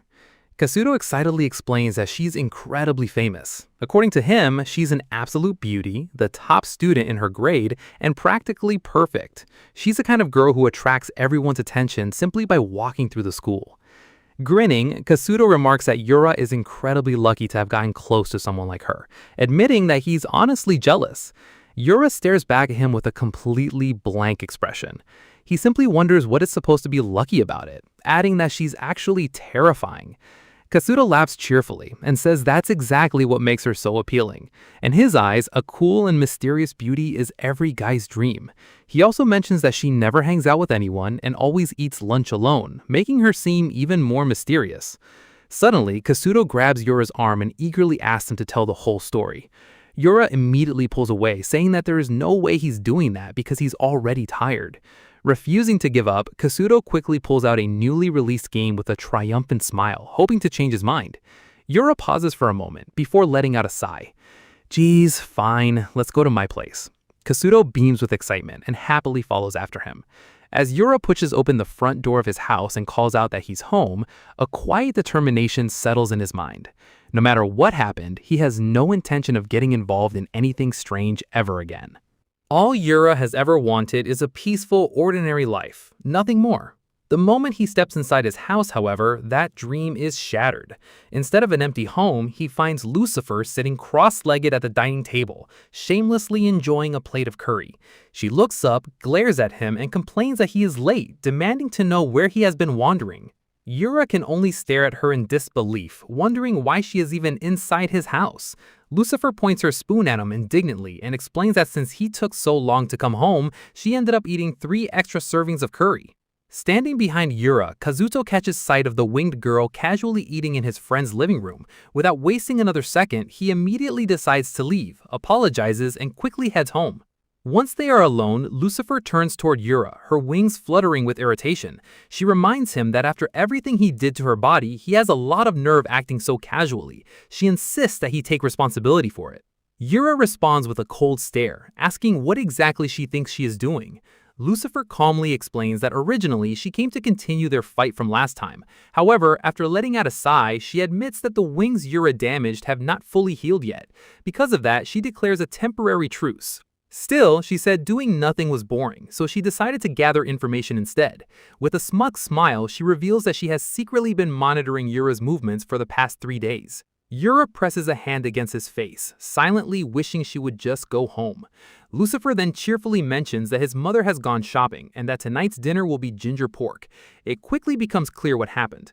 After sneaking into the house, Lucifer unexpectedly ran into Yura's mother. Rather than questioning the winged stranger, Haruko simply welcomed her inside, served her curry, and even asked if she was one of Yura's friends. As Yura changes out of his school uniform, Lucifer watches him from across the room. After a moment, her expression turns serious. She suddenly asks if he is involved with the Minazuki family. Yura pauses and asks how she knows about that. With a smug grin, Lucifer tells him not to underestimate her information-gathering skills. She then casually guesses that the Minazuki family probably asked him to kill their guardian deity. Her tone quickly becomes more serious. When she first arrived on Earth, she explains there was one other being that caught her attention besides Yura. The atmosphere instantly grows heavy as the overwhelming presence of Mizuchi fills her mind. The ancient guardian radiates an immense divine aura, powerful enough to make even Lucifer wary. She explains that the being known as Mizuchi is incredibly powerful. If it ever lost control, it possesses enough strength to wipe the entire city off the map. After a brief silence, Lucifer fixes Yura with a serious stare, convinced that he intends to fight it. Without the slightest hesitation, however, Yura calmly refuses. He simply says that he has no intention of doing it because it sounds like too much trouble. Lucifer freezes in disbelief before rushing toward him in frustration. She grabs hold of him and demands to know why he refuses to fight such a dangerous monster. Dramatically shaking him, she insists that she wants to witness a battle to the death, and complains that he is no fun at all. Yura glances at her from the corner of his eye and quietly admits that he never actually sensed anything particularly dangerous from Mizuchi. Annoyed by her constant pestering, he tells her that she is incredibly irritating. Lucifer immediately fires back, calling him an idiot. She explains that although Mizuchi may be somewhat wild, it is still a genuine god. If Yura refuses to fight it, then she sarcastically tells him that he should challenge it himself. Then a mischievous grin spreads across her face as she comes up with a new plan. She declares that if she defeats Yura after he defeats Mizuchi, then she will become the strongest. In her mind, it is the perfect outcome. Yura stares at her with a blank expression and reminds her once again that he is not a demon. Letting out a sigh, he tells her that he understands what she's saying, but he still refuses. As far as he's concerned, problems like this should be resolved by the people directly involved. But if that is the case, then it cannot be helped. Lucifer suddenly grins again, a dangerous gleam in her eyes. She announces that she has another way to convince him. Without warning, she shoves a laptop right in front of Yura's face. His eyes immediately widen in horror. He instantly recognizes it as his own laptop. Laughing triumphantly, Lucifer proudly declares that she thoroughly investigated his weaknesses and reminds him never to underestimate her. The laptop screen lights up, revealing numerous folders. One folder in particular makes Yura freeze on the spot. Its name is simply Naughty Stuff. Lucifer's smile becomes absolutely devilish. She sweetly threatens to show everything to his mother first before uploading it all to the internet for the entire world to see. Yura's face immediately turns pale. Holding the laptop like the ultimate weapon, Lucifer tells him that if he wants those files secret, then he has no choice but to fight. Grinding his teeth, Yura mutters that she is a complete devil. Lucifer immediately puffs out her cheeks in protest and reminds her that she is an angel, not a devil. The scene then shifts to the quiet Minazuki family estate as the evening sky grows darker, a silent reminder that time is running out before the coming crisis. Meanwhile, alone inside her room, Miyako sits quietly beside her bed with her arms wrapped tightly around her knees. Her teeth clenched as her body trembles uncontrollably. No matter how hard she tries to calm herself, one terrifying thought keeps echoing through her mind. Soon, I'm going to die. She keeps reminding herself that this is a noble duty, the responsibility of someone born into the Minazuki family. She tells herself over and over that she has already accepted her fate. But her body refuses to listen. No matter how much she tries, she cannot stop shaking. She quietly asks herself what she is so afraid of. Her thoughts drift to Kaya, the clan elders, and her older sister Mio. She convinces herself that her sacrifice will protect the happiness of countless people. That is the very reason she was chosen. Even so, another question refuses to leave her mind. What really happens after death? Will she be reborn or simply disappear forever? Desperately, she tries to push those thoughts away.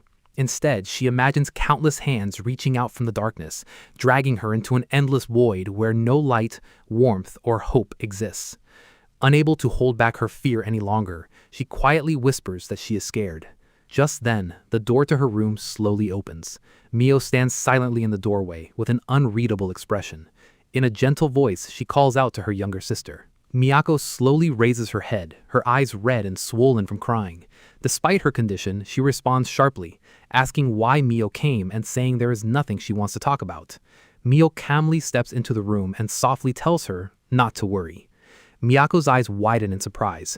She immediately asks if Mio is about to say that she plans to take her place as a sacrifice. Mio made the declaration with a trembling yet determined voice. The reaction was immediate. Miyako sprang to her feet, her voice cracking with emotion as she shouted that Mio should stop being ridiculous. She insisted that she had never asked her to do such a thing. Mio flinched, but she refused to back down. Breathing heavily, Miyako pointed toward the door and ordered Mio not to do anything unnecessary. She reminded her once again that she had never considered a failure like Mio to be her sister. Without saying another word, Mio stepped forward and wrapped Miyako in a tight embrace. Miyako froze in complete surprise. Although she was caught completely off guard, she did not push Mio away. Looking at her little sister with gentle yet unwavering eyes, Mio quietly assured her that everything would be all right. She explained that she understood what Miyako was truly feeling. Still trembling, Miyako stared silently at her. Mio smiled softly and told her that she knew because she was Miyako's older sister. For a long moment, the room remained completely silent. Then, deep within Miyako's heart, the feeling she had buried for so long finally surfaced. She admitted to herself that she had always disliked Mio Minazaki. A childhood memory flashed through her mind. The two sisters stood side by side as children. Even back then, Mio rarely showed her emotions and always acted calmly, almost as though she had already given up on everything. Miyako had never liked that attitude. Another memory followed. Young Miyako stumbled and fell into the grass with a startled cry. Mio quietly turned toward her, gently called her name, and reached out a hand to help her stand. Under the wide blue sky, the young Mio stood before her little sister with her hand extended. From a distance, the two appeared as tiny figures against the vast horizon, one reaching out to support the other. Back in the present, every emotional wall Miyako had built over the years finally collapsed. Her face crumpled as tears poured endlessly down her cheeks. For the first time, the overwhelming fear and burden she had carried all alone were released, and she broke down crying in her older sister's arms. Mio held Miyako even tighter. "Sis," Miyako whispered, her voice barely audible. After a brief moment, Mio gently pulled back and looked directly into her little sister's tear-filled eyes. She calmly revealed that she had no intention of becoming a sacrifice. Miyako blinked in confusion. "Huh?" Stepping back, Mio's expression became firm with quiet determination. Every trace of hesitation had disappeared from her face. She declared that she was going to defeat Mizuchi-sama. Miyako's face immediately turned pale with shock. She could hardly believe what she had just heard. There was no way Mio could possibly defeat a being like Mizuchi. As she stared at her, however, she realized that Mio was completely serious. Without another word, Mio raised the bundle of sacred Ofuda talismans. Remaining calm and confident, she explained that she had secretly taken most of the Minazuki family's secret talismans. Looking straight into Miyako's stunned eyes, Mio declared that even if she were defeated, she would drag Mizuchi down with her. No matter what happened, she would never allow Miyako to become the next sacrifice. With her resolve set, Mio turned toward the door. "I'm going." Miyako stood frozen, staring silently at her sister's back as tears continued to dry on her cheeks. Then something changed within her.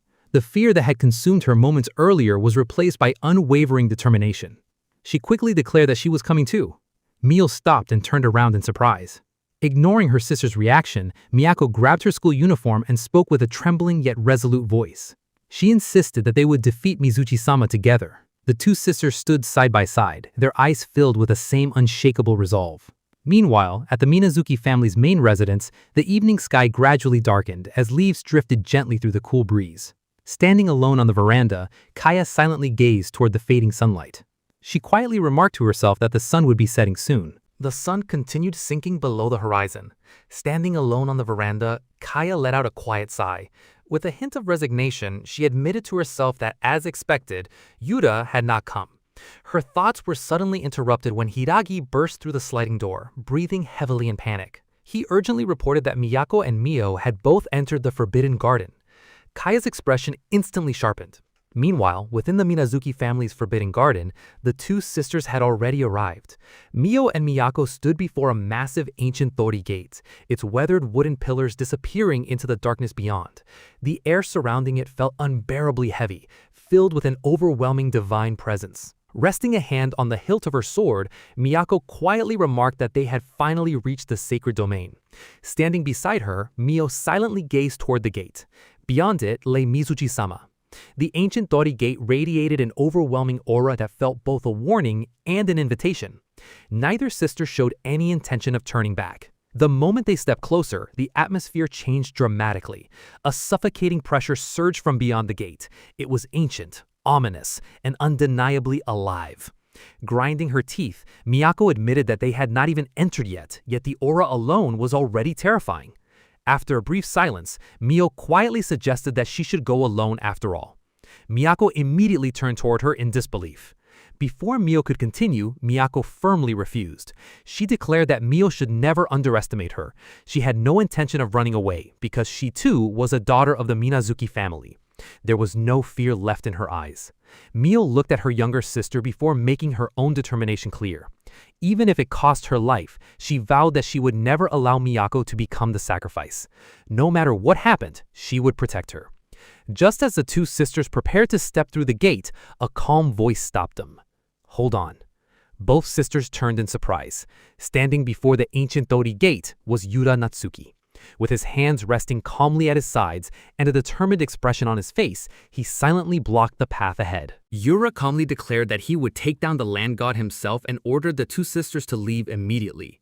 Miyako's eyes widened in shock. She could hardly believe that Yura Natsuki had appeared before them. Both sisters stared at him in disbelief. Mio's expression shifted between surprise and suspicion as she quietly asked why he had come. Miyako's gaze immediately hardened. Meeting her eyes without hesitation, Yura told her to stop fooling around. Miyako coldly replied that whatever he was thinking had nothing to do with him because this was a matter for the Minazuki family alone. In one swift motion, she drew her sword and pointed its blade directly at him. With a sharp, unwavering voice, she warned that outsiders had no place interfering. Mio quietly stepped forward. She admitted that she had originally hoped Yura would help them, but after thinking it over, she no longer believed he could defeat Mizuchi-sama. Looking at him with genuine concern, she urged him to go home quietly because she did not want him to lose his life by becoming involved in their battle. Yura glanced at both sisters. One was threatening him with a sword, while the other was trying to send him away for his own safety. Letting out a long sigh, he muttered that they were both incredibly noisy. At last, his patience reached its limit. His expression hardened and an overwhelming intensity filled his eyes. He bluntly declared that he had no time to waste on arguments and ordered them to move aside immediately. The sudden change in his demeanor made Miyako instinctively flinch. Beside her, Mio remained calm as though she had expected that reaction from him. Before either of them could respond, Miyako dashed forward with astonishing speed. Her sword sliced towards him with the precision of countless hours of training. Yura calmly stepped aside at the last possible moment and deflected the attack, allowing Miyako to sweep past him before landing smoothly behind him. Watching her movements, Yura quietly muttered that it was the same attack pattern as before. Without giving him even a second to recover, the battle erupted. Mio descended from above, while Miyako launched another attack from the front, perfectly coordinating their assault to trap Yura between them. The two sisters attacked simultaneously from opposite directions, forcing Yura to keep track of both opponents at once. His eyes sharpened as he carefully analyzed their movements. Quietly adjusting his stance, he remarked that he understood their strategy. In the next instant, Miyako slashed from one side while Mio rushed in from the other. The sisters moved in perfect harmony, their years of training together evident in every step. Miyako declared that this time it was 2 against 1 as she charged forward with a confident grin, her sword raised high and her long hair flowing behind her. At the same moment, Mio closed in from the opposite side, trapping Yura between them with a flawlessly coordinated attack that left almost no room to escape. Swords and fists collided in a violent burst of force. Sparks scattered in every direction as the three exchanged blows and the impact cracked the ground beneath their feet. Then, in a decisive moment, Mio drove a full-powered punch straight toward Yura. Without the slightest hint of effort, Yura caught her fist with one hand. His posture never shifted. There was no sign of strain. His calm grip completely stopped Mio's attack in midair. Mio's eyes widened in disbelief as she stared at her fist, now firmly trapped in Yura's hand. In that instant, she realized the overwhelming difference in strength between them. Watching from the side, Miyako froze in shock before shouting Yura's name in alarm. At the same time, Mio calmly caught Miyako's sword with his free hand, bringing the blade to a complete stop. Looking at both sisters with unwavering eyes, he quietly apologized before telling them the truth. No matter how hard they fought together, neither of them could defeat him. The words struck both sisters like a heavy blow. Miyako's confident expression immediately crumbled as the overwhelming gap between them became impossible to deny. The two sisters landed several meters away, visibly shaken but unwilling to give up. Miyako gritted her teeth before finally shouting the question that had been weighing on her mind. She demanded to know why Yura was willing to go so far when he was nothing more than an outsider. None of this had anything to do with him. Yura calmly looked back at her. With a faint scoff, he replied that she should not make him laugh. He explained that his own life was on the line in this battle as well. The moment those words left his mouth, the fight erupted once again. Standing firmly in the center, Yuta watched as both Miyako and Mio rushed toward him from opposite directions. This time, he met both of their attacks head-on. A tremendous shockwave exploded from the collision, blasting both sisters backward in a single exchange. Miyako's sword shattered from the impact, its broken fragments scattering across the ground. By then, night had completely fallen. The tremendous force of their clash rippled across the mountain, and the shockwave could even be seen against the dark sky above the distant city lights. Both sisters crashed onto the ground, struggling to writhe as they groaned from the impact. Breathing heavily, Mio looked toward Yuta in disbelief. She quietly admitted that his strength was overwhelming and that they were fighting on completely different levels. Yuta stood with his back to the two sisters, facing the enormous mass of bark divine energy pouring from beyond the ancient Torii Gate. The oppressive aura churned violently as he took another step forward with unwavering determination. He intended to put an end to everything for the sake of the Minazuki family. Then an unexpected memory flashed through his mind. Lucifer's mischievous grin appeared as she held his laptop like a hostage, threatening to expose everything stored inside it to the entire world. The image made Yuta's expression stiffen in panic. He realized he had to finish this quickly before Lucifer carried out her threat. In the end, it was not only the fate of the Minazuki family pushing him toward the battle. Lucifer's shameless blackmail was working exactly as she had planned. Whether he liked it or not, Yura Natsuki had no choice but to fight. A voice suddenly cut through the darkness. Mio. Miyako. Kaya had arrived, her eyes immediately falling upon her two daughters lying battered and breathless on the ground. Miyako looked up weakly. "Mother," she whispered. Kaya stood before them, her expression caught between relief and heartbreak. She quietly muttered that they had done something incredibly reckless. Without another word, she pulled both Mio and Miyako into a tight embrace, holding them close. A long silence followed before Kaya's voice finally broke. She admitted that she had truly failed as a mother and softly apologized. Neither daughter said anything. They simply remained in her embrace, allowing themselves to be comforted. After composing herself, Kaya turned toward Yuta and bowed deeply. She sincerely apologized for all the trouble the Minazuki family had caused him. Then, with desperate determination, she pleaded with him to take care of the land god and save the Minazuki family. Beside her, Miyako quietly added her own request, asking him to save both her and Mio.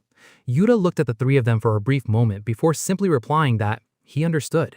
Inside the Minazuki family's forbidden territory, the sacred domain chamber, Yuta stepped through the Torii Gate alone. Beyond it lay a vast underground cavern lined with ancient stone walls and sacred talismans. The air was cold and damp, while the steady sound of dripping water echoed throughout the cave.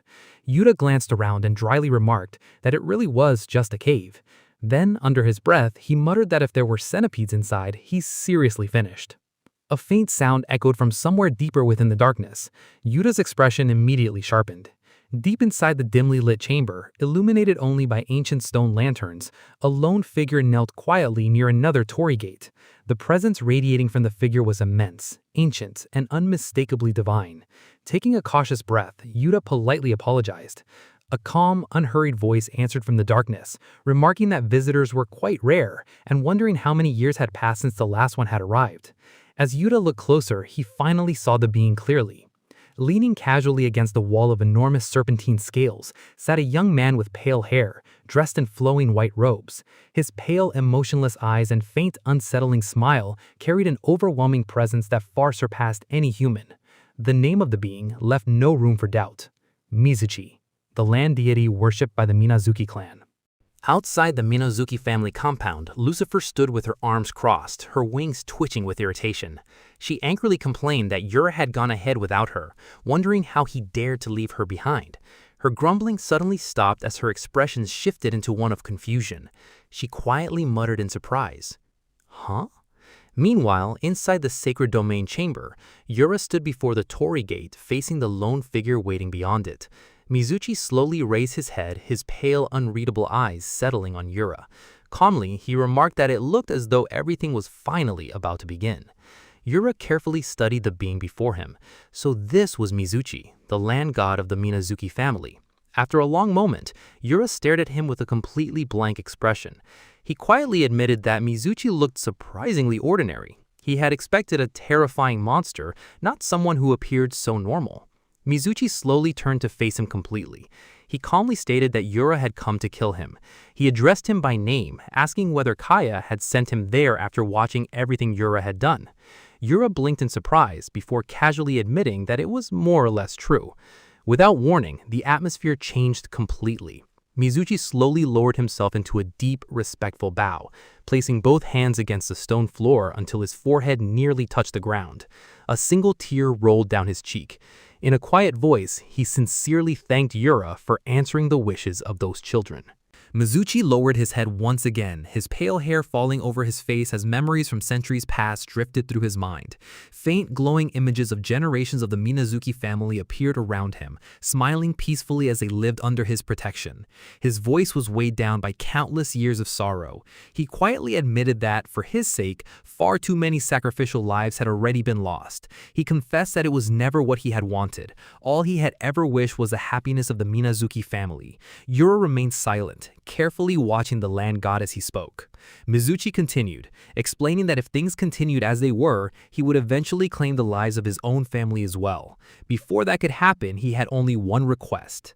Slowly, Mizuchi rose to his full height. His dark robe seemed to swallow the surrounding light, while his pale eyes carried the exhaustion of countless centuries. In a quiet yet unwavering voice, he pleaded with Yura to end his life and free him from his suffering. Yura stared at him in complete confusion. He hesitated before asking what Mizuchi was even talking about. Before the words had fully left his mouth, Mizuchi suddenly lunged toward him with explosive speed. Yura remained completely unimpressed. With an exasperated sigh, he muttered for Mizuchi to give him a break. Reacting instantly, Yura shot forward and drove a devastating punch straight into Mizuchi's chest. A tremendous shockwave exploded through the chamber as black energy scattered violently in every direction. Mizuchi took the attack head-on without attempting to evade it. Yura landed a short distance away, breathing steadily while keeping his guard raised. He angrily accused Mizuchi of trying to lower his guard with an act before launching a surprise attack. However, his expression quickly changed. Something about Mizuchi's reaction felt completely wrong. The land god had accepted the blow without any resistance. Yura stared at him in genuine confusion. He quietly muttered, "Wait, what?" Mizuchi staggered forward, his body collapsing under the force of Yura's attack. His robes were ripped apart and the devastating blow had caved in his chest. Yura looked at Mizuchi's battered form with a puzzled expression. "Talk about weak," he muttered. "That's it?" He remained on guard, unable to hide his confusion. He had expected a fierce battle against the land god, yet the fight had ended almost immediately. He quietly remarked that he had stayed cautious simply because Mizuchi was supposed to be a god, but defeating him had been far too easy. Looking down at the fallen deity, Yura sighed. "Nothing personal, Mizuchi-san."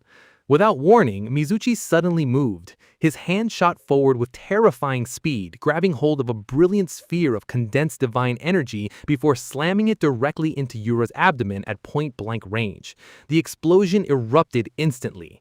Yura's eyes widened in shock. The overwhelming force tore through his body and blasted him backward. He was launched across the chamber as a colossal shockwave ripped through the sacred domain. Slowly, Mizuchi rose back to his feet. The exhausted, sorrowful god from moments earlier was gone. His expression twisted with fury that accumulated over countless centuries. "Insolent fools, those Minazuki family bastards, to bite the hand that fed them for so long and send a worthless piece of trash to take my life?" His face contorted with divine wrath as every trace of kindness disappeared. His hair hung wildly around his face, his eyes blazed with murderous rage, and his bared teeth reflected nothing but resentment. The gentle deity who had bowed his head in gratitude no longer existed. In his place stood an ancient god consumed entirely by vengeance. "Every last one of them," he snarled, his voice trembling with barely restrained fury, "deserves to die 1,000 deaths." Outside the sacred domain, Miyako stood silently with a bandage across her nose, her gaze fixed at the entrance. Her expression remained unreadable, but the tension in the air was unmistakable. After a long moment, she turned toward Kaya. In a quiet but anxious voice, she asked whether Yura Natsuki could truly defeat Lord Mizuchi. Kaya met the eyes of both her daughters. Although her expression remained composed, there was a heaviness behind it. She admitted that she did not know. There was no denying that Yura possessed extraordinary power. But before she could finish her thoughts, the entire mountain began to tremble. A violent shockwave erupted from deep within the sacred domain. The earth shook beneath their feet as an overwhelming torrent of dark energy leaked through the cracks surrounding the ancient torii gate. Mio and Miyako immediately turned toward the entrance. Mio gasped in alarm, asking what was happening. Miyako's eyes widened as fear crept across her face. She quietly muttered that it couldn't be. The terrifying surge caused everyone nearby to react in shock. Without hesitation, Kaya stepped in front of the others. She ordered everyone to get behind her immediately while spreading her arms to shield them. Mio instinctively questioned her, but Kaya firmly cut her off, telling them not to ask questions and to hurry. At that instant, an enormous tortoise-like guardian spirit materialized before them. Its ancient shell expanded into a radiant dome of divine energy surrounding everyone inside a powerful protective barrier. Kaya summoned her guardian spirit, Shikigami Genbu. The colossal guardian stood firmly between them and the overwhelming darkness pouring from the sacred domain. Miyako stared at the swirling black storm in disbelief and asked what the ominous gale truly was. Kaya's expression grew grim. She quietly revealed that it was Mizuchi's alternate persona. The land god had awakened. Her voice became solemn as she began explaining the truth behind Mizuchi's transformation. She revealed that Mizuchi had originally been an exceptionally benevolent deity who genuinely loved humanity and wished only for people's happiness. As memories of the distant past surfaced, countless disasters unfolded before their eyes, devastating floods, endless droughts, deadly plagues, and desperate villagers gathering before Mizuchi's shrine in search of salvation. No matter the suffering they faced, everyone who sought his help came to him, and Mizuchi answered every single prayer without exception. But Kaya explained that every miracle came with a terrible cost.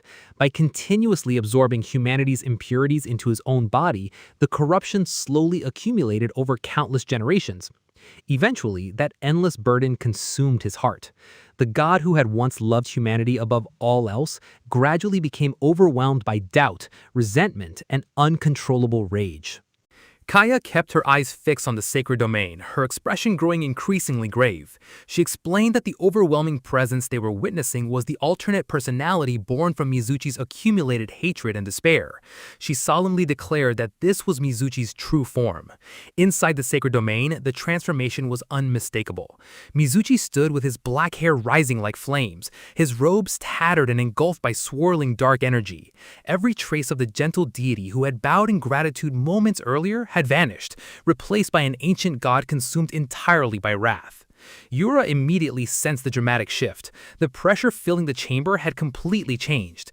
His expression sharpened as he quietly remarked that Mizuchi's power had skyrocketed. As Mizuchi slowly turned his corrupted, pale eyes toward him, Yura calmly acknowledged that this was the land god's true nature. His gaze then shifted to the ornate sealed weapon floating beside him. The ancient weapon radiated immense power. Yura silently weighed his options, realizing that if he continued fighting without using it, the battle could quickly spiral out of control. At the same time, he understood the risk. His current 14-year-old body might not survive the strain of wielding such overwhelming power. Before he could decide, Mizuchi raised both hands toward the sky. An enormous sphere of divine water condensed between his palms, its immense energy swirling violently like a raging storm trapped within a single point. With a cold, emotionless expression, Mizuchi uttered a single word: torrent. The divine sphere exploded. A colossal wall of water erupted from it, crashing through the chamber with catastrophic force and flooding everything in an instant. Yura barely had time to react before the torrent swallowed him whole. He instinctively braced himself as the raging current swept him away.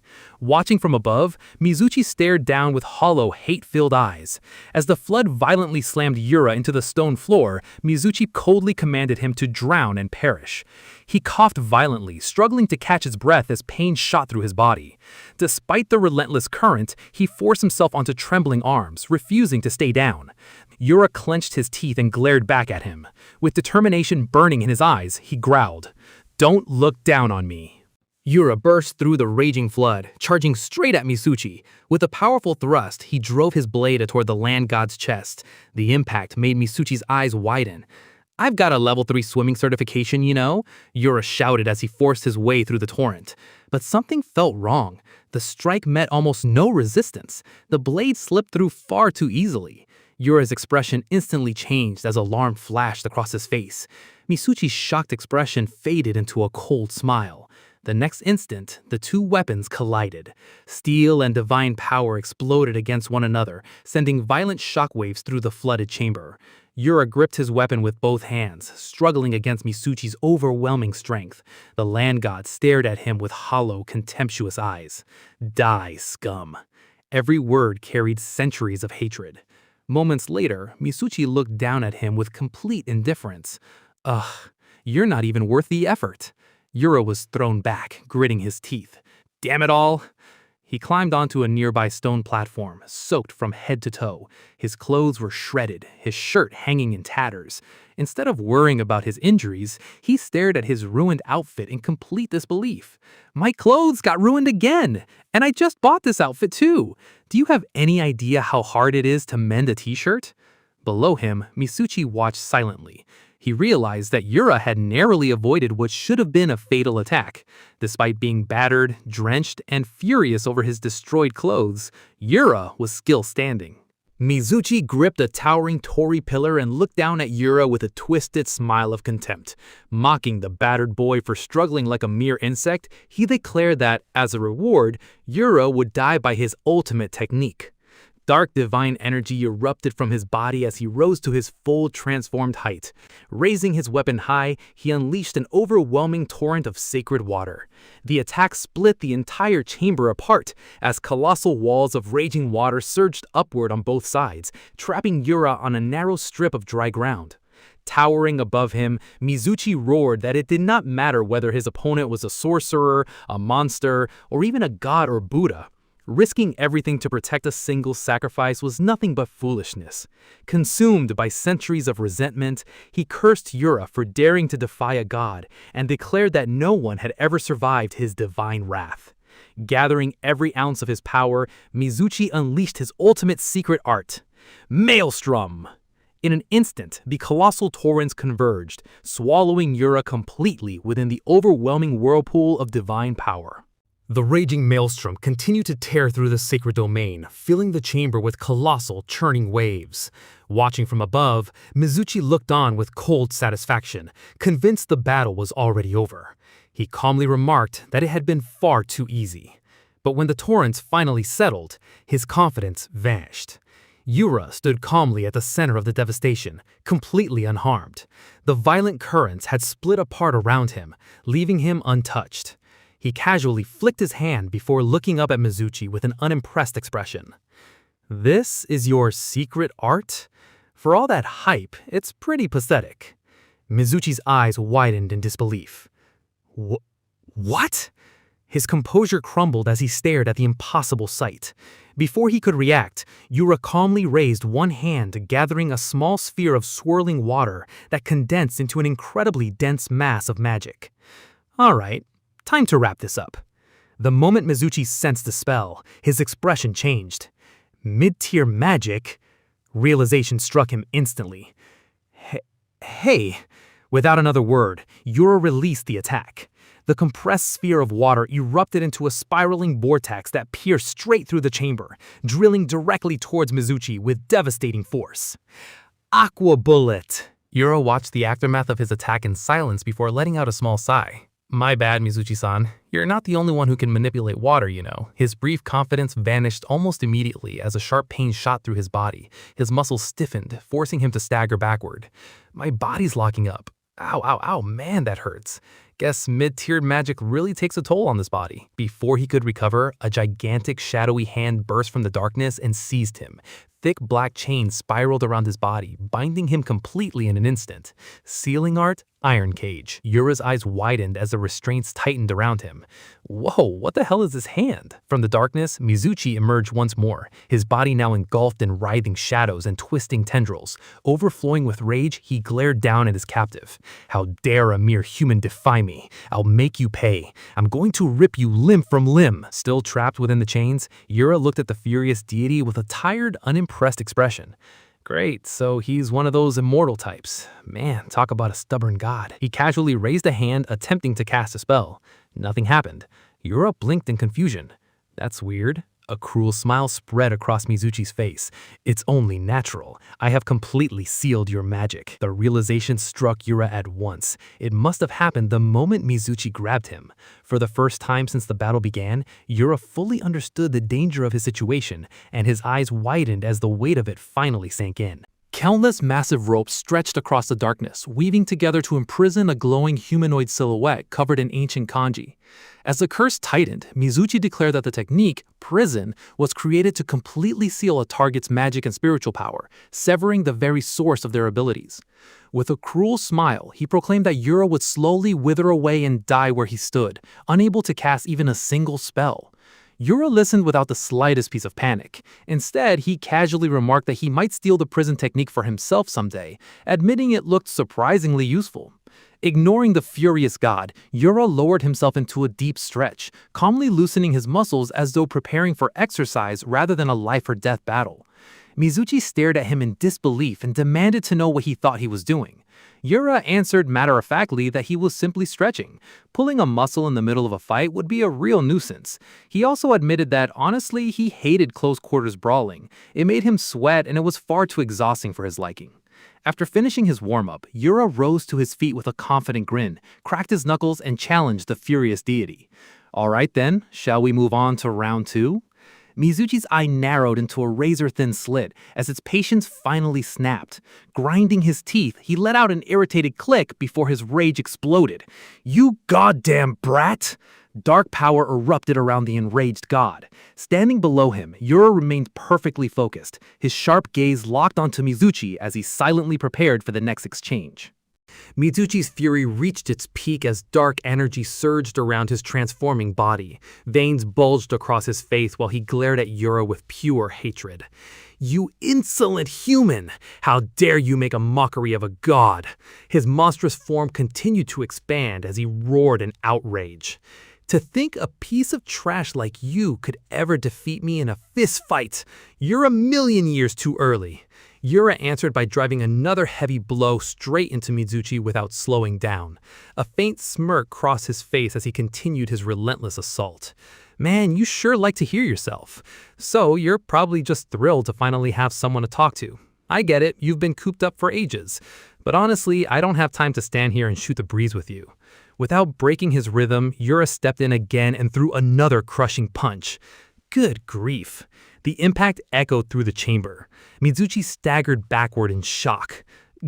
How could? Before he could recover, another barrage of blows crashed into him. His regeneration struggled desperately to keep pace with the overwhelming punishment. "I can't regenerate fast enough."